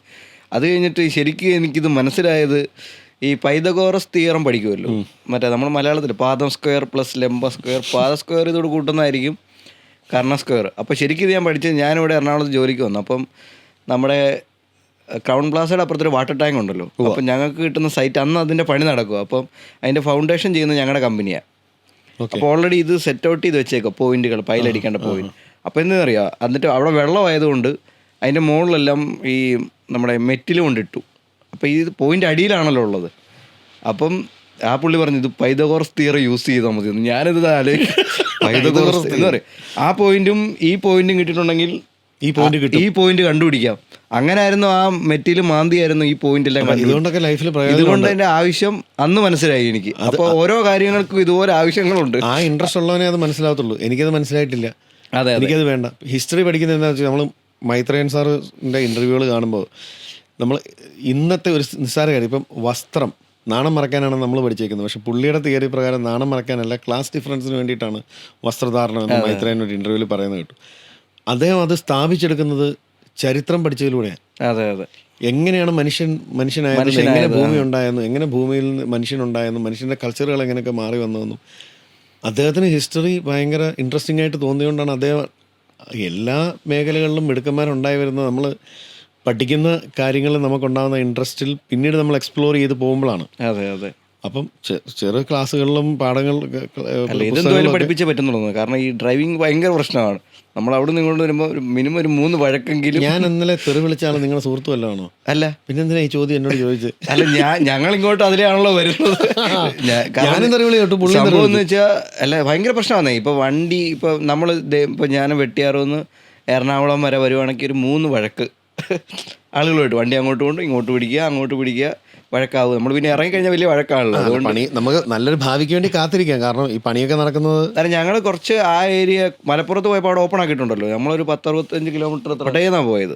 അല്ല, ഇതൊക്കെ നാളെ ഇതൊക്കെ വൃത്തിയായിട്ട് വരും. വൃത്തിയായി കഴിയുമ്പോൾ നമ്മളിത് ഫുള്ള് വന്നു കഴിയുമ്പോൾ അടിപൊളിയായിരിക്കും. ഇപ്പോൾ ഈ യാത്ര ചെയ്യാനുള്ള സുഖമായി. അല്ലെങ്കിൽ കണ്ണൂരിൽ നിന്നൊക്കെ ആലോചിക്കുമ്പോൾ തന്നെ പേടി. ഇതിൻ്റെ ഒരു പ്രശ്നം എന്ന് വെച്ചാൽ, നമ്മുടെ ഇവിടുത്തെ ഒരു പ്രോബ്ലം എനിക്ക് തോന്നിയിട്ടുള്ളതെന്ന് വെച്ചാൽ, നമുക്ക് എന്നാണോ 10 ലൈൻ റോഡ് ആവശ്യമായിട്ട് വരുന്നത്, അന്ന് ഇവിടെ 4 ലൈൻ റോഡേ ഉണ്ടാവത്തുള്ളൂ എന്നുള്ളതാണ്. നമ്മുടെ ആവശ്യങ്ങൾ മുൻകൂട്ടി കണ്ടിട്ടുള്ള ഒരു ഡെവലപ്മെൻറ്റിനെക്കാളും ആവശ്യങ്ങൾ സാധിച്ചെടുക്കാൻ വേണ്ടിയിട്ടുള്ളത്. ഇപ്പം ഇന്നിപ്പം നമുക്കിവിടെ ഒരു 6 ലൈൻ പാത ആവശ്യമാണ് ഇന്ന്. അതിനുള്ള പണി തുടങ്ങി, ആ പണി തീർന്ന് ആ 6 ലൈൻ പാത റെഡിയായി വരുമ്പോഴത്തേന് 10 ലൈൻ പാതയുടെ ആവശ്യം നമുക്കായി കഴിയും. അതെ അതെ. അപ്പം അതാണ് നമ്മൾ ഫേസ് ചെയ്യുന്ന ഒരു പ്രശ്നം. വന്നു കഴിയുമ്പോൾ നല്ലതായിരിക്കും അല്ലേ, അങ്ങോട്ടും ഇങ്ങോട്ടും പോകാൻ കുറേയൊക്കെ കാര്യങ്ങൾ നന്നാവും, പക്ഷെ അന്നേരം നമ്മുടെ ആവശ്യങ്ങൾ കൂടും അല്ലേ. പിന്നെ റോഡ് പൊളിഞ്ഞു, അങ്ങനെ അതിൻ്റെ പ്രശ്നങ്ങൾ. പിന്നെ ഈ റോഡ് പൊളിയുന്നതിനെ പറ്റി എന്താണ്, കാലാവസ്ഥയുടെ പ്രശ്നങ്ങളാണോ അല്ലാതെ നിർമ്മാണത്തിലെ പ്രശ്നങ്ങളാണോ? കാലാവസ്ഥയിലെ പ്രശ്നമെന്ന് നമുക്ക് പറയാൻ പറ്റത്തില്ല. കാരണം കാലാവസ്ഥ എല്ലാ കാലത്തും നമ്മുടെ നാട്ടിലെ കാലാവസ്ഥ ഇത് ഇങ്ങനെ. അപ്പം ഇവിടെ ആ പണിയിലേക്ക് പോകുമ്പോൾ ശാസ്ത്രീയമായിട്ട് ഈ കാലാവസ്ഥക്ക് അനുയോജ്യമായ രീതി ഏതാണെന്നുള്ളത് പഠിച്ച് ചെയ്യേണ്ടതല്ലേ ആവശ്യം. ജനങ്ങളുടെ നികുതിപ്പണം അല്ലെങ്കിൽ ജനങ്ങളുടെ പണം എടുത്തിട്ട് തോന്നുന്ന പോലെ ചിലവാക്കാൻ പറ്റില്ലല്ലോ. അത് പഠിച്ചിട്ട് ഇവിടെ എന്താണ് ഏറ്റവും അനുയോജ്യമായത് അത് ഇംപ്ലിമെൻ്റ് ചെയ്യുക എന്നുള്ളതല്ലേ വേണ്ടത്. നമുക്ക് ഇതിനെപ്പറ്റി ഒന്നും യാതൊരു കൺസേണും ഇല്ല. നമ്മൾ പൊതുജനങ്ങൾക്ക് നമ്മൾ ഏറ്റവും വലിയ അധികാരം ഉപയോഗിക്കുന്നത് വോട്ടിങ്ങിലൂടെയാണ്. ഈ വോട്ട് ചെയ്ത് ജയിച്ചു പോകുന്ന ആൾക്കാർ നമുക്ക് വേണ്ടി എന്ത് ചെയ്യുന്നുണ്ട്, അവർ കൃത്യമായ കാര്യങ്ങൾ ചെയ്യുന്നുണ്ട്, ഇതിനെപ്പറ്റി ഒന്നും നമുക്ക് പരാതിയില്ല. നമ്മളുടെ ഏറ്റവും വലിയ പ്രശ്നം സിനിമകളിലെ പൊളിറ്റിക്കൽ കറക്റ്റ്നെസ്സാണ്.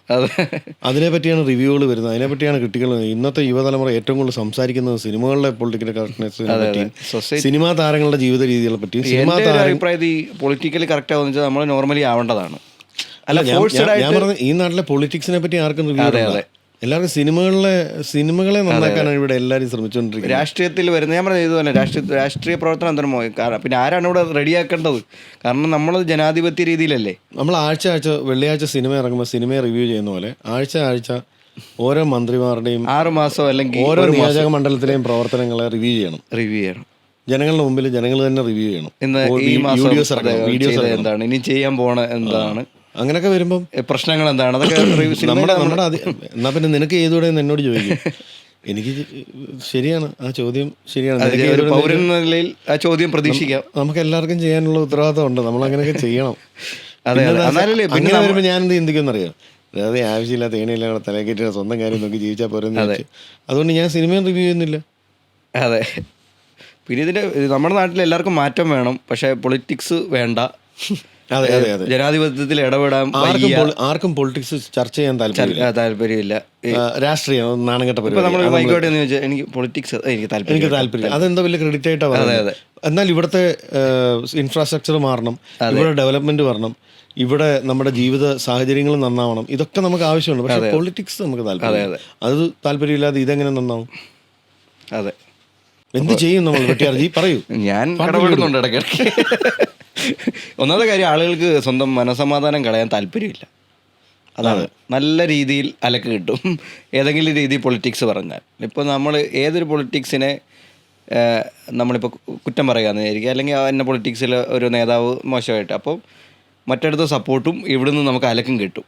അത് പിന്നീട് നമ്മുടെ അത് ജീവിതകാലം മുഴുവൻ ഈ സാധനം നമ്മൾ പിന്തുടരേണ്ടി വരും. ഇതിൻ്റെ അലക്ക് എന്ത് ചെയ്താലും നമുക്ക് കിട്ടിക്കൊണ്ടിരിക്കുക. അതുകൊണ്ടാണ് ഒന്നാമത്തെ കാര്യം ആളുകൾ പൊളിറ്റിക്സ് പറയാത്തതിന് കാരണം മനസ്സമാധാനം നഷ്ടപ്പെടാതിരിക്കാൻ വേണ്ടിയിട്ടാണ്. കാരണം നമ്മൾ സൈബർ അറ്റാക്ക് നേരിടും, അങ്ങനത്തെ കാര്യങ്ങൾ ഇപ്പോൾ അഭിപ്രായം പറയുക. അപ്പോൾ നമ്മളിപ്പോൾ ഇന്നൊരു കാര്യം പറയും, ഇന്ന ആൾ ശരിയല്ല, അപ്പോൾ നീ മറ്റേ അവർ ചെയ്തപ്പോൾ പറഞ്ഞില്ലല്ലോ എന്നുള്ള രീതിയിൽ നമ്മൾ ഇതാക്കപ്പെടുന്നതുകൊണ്ടാണ് എനിക്ക് തോന്നുന്ന ആളുകൾ ഇതിലേക്ക് കൂടുതൽ ഇടപെടാൻ പോകാത്തതെന്ന് തോന്നുന്നു. പ്രത്യേകിച്ച് ഈ ഫെയിമിൽ നിൽക്കുന്ന ആളുകൾ. പിന്നെ സിനിമ കാരണം പ്രൊഡക്ഷൻ, നമ്മൾ സിനിമ ഒരു പ്രൊഡക്റ്റായിട്ട് ഇറക്കുമ്പോൾ നമ്മുടെ അഭിപ്രായങ്ങളും അത് സിനിമയെ ബാധിക്കും, പൈസയൊക്കെ പ്രൊഡ്യൂസറെ ബാധിക്കും. അതുകൊണ്ട് അങ്ങനെ ഒരു പ്രശ്നമുള്ളത് കൊണ്ടും ആരും പറയുന്നില്ല. പക്ഷേ ജനാധിപത്യ രീതിയിൽ അതിനെ രണ്ടായി കാണാണ് ശരിക്കും. നമ്മൾ ജനാധിപത്യത്തിൽ ഇടപെടുന്നതും വർക്കും വേറെ കണ്ടാൽ നാട് കുറേ കൂടെ ഡെവലപ്പാവും. പിന്നെ ഫെയിമുള്ളവർ പറയുമ്പോൾ കൂടുതൽ ആളുകൾ ശ്രദ്ധിക്കും, അങ്ങനെയുള്ള ഗുണങ്ങളും ഉണ്ട്. പിന്നെ ഇത് പ്രൊഡക്റ്റ് ആയതുകൊണ്ടാണ് ആളുകൾ കൂടുതൽ അതിലേക്ക് വരാത്തത്. ഫെയിമുള്ളവർ പറയുമ്പോൾ കൂടുതൽ ആൾക്കാർ ശ്രദ്ധിക്കുകയും ആ ഫെയിമുള്ള ആൾക്കാർ എയറിൽ കയറാൻ സാധ്യത ഉണ്ടാവുകയും ചെയ്തുകൊണ്ട് അവർ പറയാതിരിക്കുന്നു. അവർക്കൊക്കെ വ്യക്തമായ രാഷ്ട്രീയം ഉണ്ടായിരിക്കും, അവർ പേഴ്സണൽ സർക്കിളിൽ അത് ചർച്ച ചെയ്യുന്നതുകൊണ്ടായിരിക്കും. അങ്ങനെ പണ്ടെന്ന് പറഞ്ഞാൽ ഏതെങ്കിലും ചായക്കടകളിലിരുന്ന് വിമർശിച്ചാൽ മതിയായിരുന്നു. ഏതെങ്കിലും പ്രൈവറ്റ് സ്പേസിലിരുന്നാണ് ആൾക്കാർ വിമർശിച്ചുകൊണ്ടിരുന്നത്. അത് വിമർശിക്കുന്ന ആരെയാണോ വിമർശിക്കുന്നത് അയാൾ അറിയുന്നുണ്ടാവില്ല.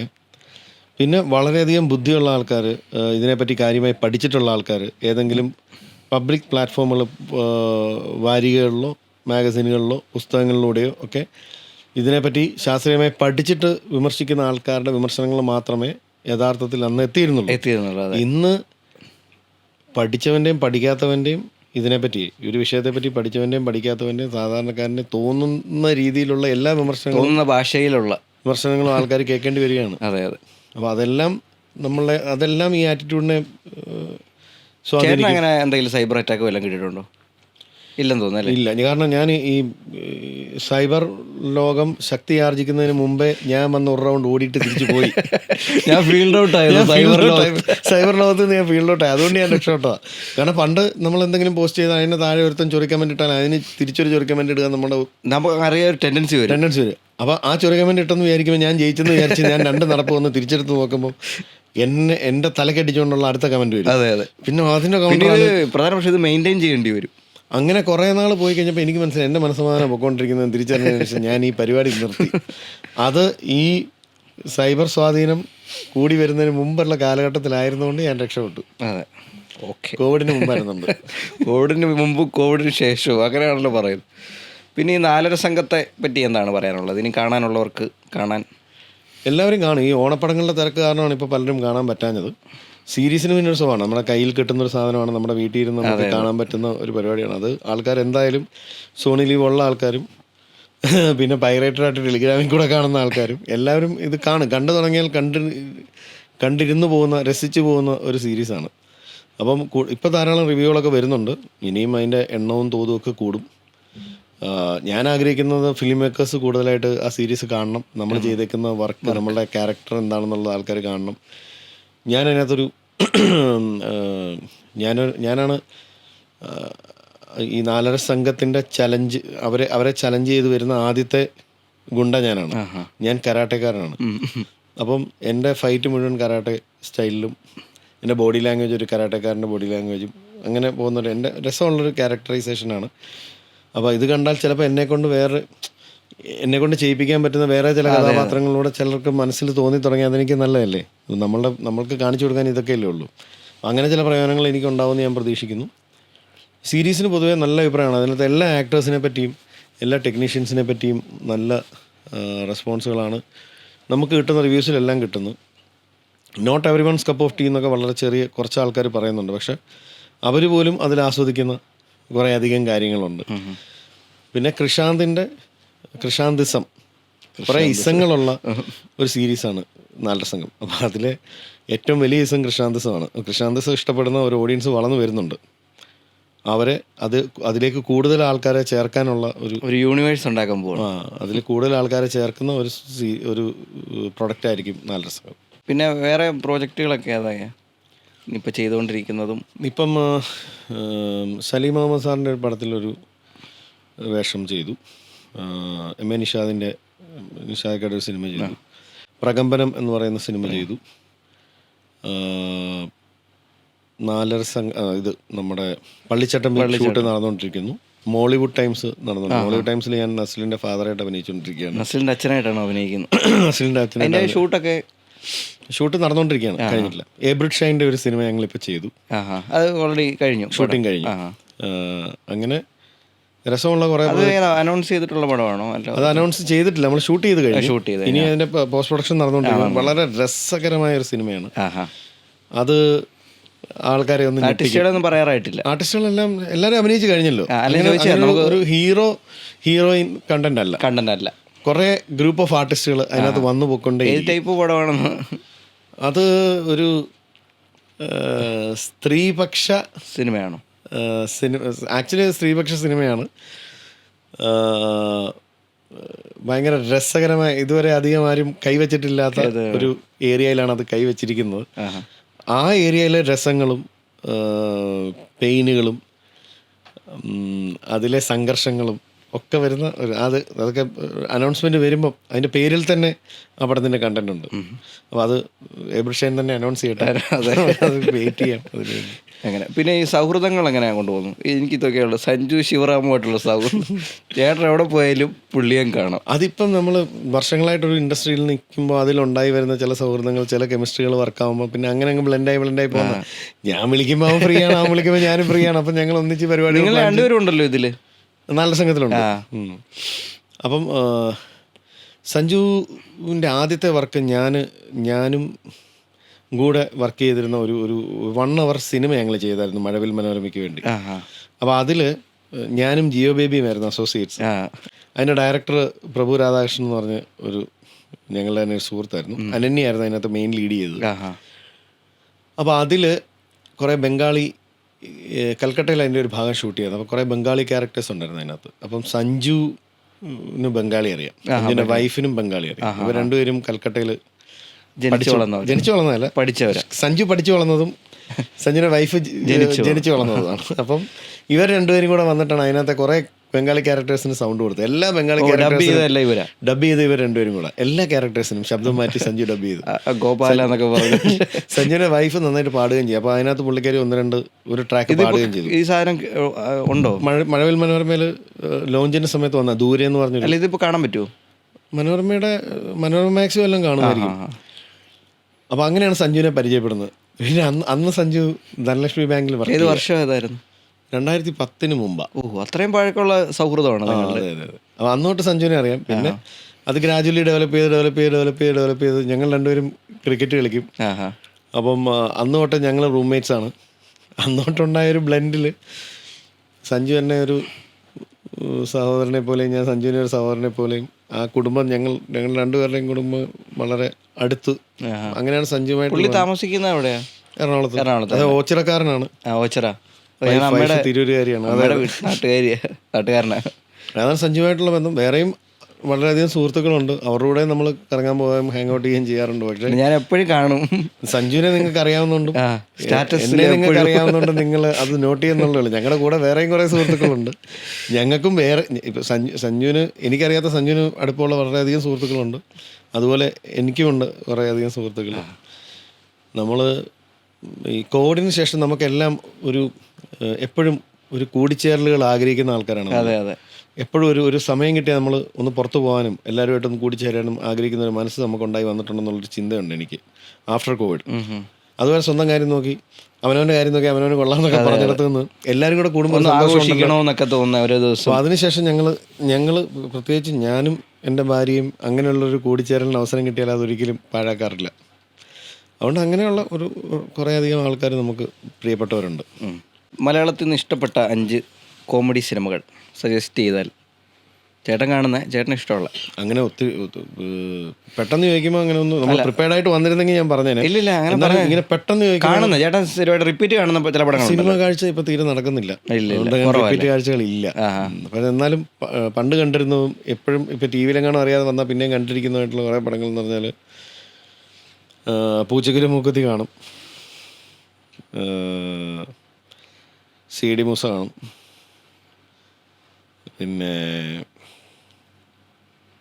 കിലുക്കം ഇഷ്ടമാണ്, രാംജി റാവ് സ്പീക്കിംഗ് വന്നാൽ കാണും. കോമഡി സിനിമകൾ അങ്ങനെ ഇന്നതൊന്നൊന്നുമില്ല. നമുക്ക് ഒരു സീൻ നമ്മളെ ഹുക്ക് ചെയ്താൽ പിന്നെ നമ്മൾ അതിരുന്ന് ഫുള്ളിരുന്ന് നമ്മൾ കണ്ടാണെങ്കിലും നമ്മളങ്ങനെ നോക്കാറില്ല. ഈ പറഞ്ഞ പോലെ സന്മനസ്സുള്ളവർക്ക് സമാധാനം, അത് അവസാനം ഇമോഷണൽ ആണെങ്കിലും അതുവരെയും നമ്മളെ ഭയങ്കരമായിട്ട് ചിരിപ്പിച്ചു കൊണ്ടുവന്ന ഞാനാണ് അയാൾ എന്ന് പറയുന്ന കൾട്ട് പരിപാടികൾ കുറേയധികം സിനിമകളുണ്ട്. അപ്പം ഇനി വരുന്ന പ്രോജക്റ്റുകൾക്കും എല്ലാത്തിനും പിന്നെ 4 സംഘത്തിനും ഇപ്പോൾ 4 സംഘം കണ്ടിട്ട് ഞാൻ വിളിക്കുന്നുണ്ട്. അപ്പോൾ എല്ലാത്തിനും all the best. Thank you. ഞങ്ങളുടെ പോഡ്കാസ്റ്റിനെ പറ്റി 2 വാക്ക് എന്തെങ്കിലും പറഞ്ഞാൽ മതി. ഞാൻ വെട്ടിയാരുടെ പോഡ്കാസ്റ്റ് ഇൻ്റർവ്യൂവിലേക്ക് പോവാണ് എന്ന് പറഞ്ഞപ്പോൾ അത് ക്വാളിറ്റി ഉള്ളൊരു വർക്കാണെന്ന് സഞ്ജു പറഞ്ഞായിരുന്നു. അത് ക്വാളിറ്റി ഉള്ളൊരു പരിപാടിയാണ് എന്ന് പറഞ്ഞത്. അപ്പോൾ അങ്ങനത്തെ ഒരു ചിന്ത പൊതുവേ ഉണ്ട്. ആ ക്വാളിറ്റി മെയിൻറ്റെയിൻ ചെയ്യാൻ പറ്റട്ടെ എന്ന് ഞാൻ. ഓക്കെ അല്ലായിരുന്നു ക്വസ്റ്റ്യൻസ് ഒക്കെ? കുഴപ്പമൊന്നുമില്ലായിരുന്നല്ലോ. ഇല്ല, നിങ്ങൾ എന്താണോ നിങ്ങളുടെ മനസ്സിൽ ഉദ്ദേശിച്ചിട്ടുണ്ടോ അത് നിങ്ങൾ അച്ചീവ് ചെയ്തെടുത്തിട്ടുണ്ട്. നിങ്ങളെക്കാട്ടി കൂടുതൽ എന്നെ കൊണ്ട് സംസാരിപ്പിക്കാൻ പറ്റിയിട്ടുണ്ട്. ഇതൊക്കെയാണല്ലോ ഇതിൻ്റെ ഒരു. അതെ. പക്ഷെ വെട്ടിയാർ എനിക്ക് പക്ഷേ ഒരു ടെൻഷൻ ഇല്ല. സാധാരണ നമ്മളിങ്ങനെ ഭയങ്കര ടെൻഷൻ ആയിരിക്കും വന്നിട്ട്. ഇതാകുമ്പോൾ നമുക്ക് ടെൻഷനും ഇല്ലായിരുന്നു. ശ്രീകാന്തിൻ്റെ വീഡിയോ റീലുകൾ കാണുമ്പോഴുള്ളൊരു ഫണ്ണും തമാശകളും ഒക്കെ ശ്രീകാന്തിനെ കാണുമ്പോഴെല്ലാം നമ്മൾ പ്രതീക്ഷിക്കും. അതെ. അപ്പോൾ നിങ്ങൾ ഈ സാധാരണ ചോദ്യാർത്ഥാക്കളെ പോലെ അങ്ങനെ ഇരുന്ന് ചോദിക്കാതെ എന്തെങ്കിലും ക്യാരക്ടേഴ്സായിട്ടൊക്കെ ഇരുന്ന് ചോദിച്ചാൽ രസമായിരിക്കും എന്നുള്ളൊരു സജഷൻ. അത് ഞാൻ പ്ലാനിങ് ചെയ്തായിരുന്നു, ഓരോ ക്യാരക്ടറായിട്ടൊക്കെ വന്നിരുന്ന് ചോദ്യം ചോദിക്കാൻ. പിന്നെന്ത് പറ്റി? അത് പിന്നെ കോസ്റ്റ്യൂം ചെലവ് കൂടുന്നതിനെ പറ്റി ഓർത്തിട്ടാ? വരുമാനം കൂടുന്നതിനെ പറ്റി ചിന്തയില്ലല്ലേ? വരുമാനം കൂടുതലിനെ പറ്റി മിണ്ടരുത്, ചെലവ് കൂടുതലിനെ പറ്റി മാത്രമേ ഉണ്ടാവുള്ളൂ. അപ്പൊ ചേട്ടാ thank you so much. Okay.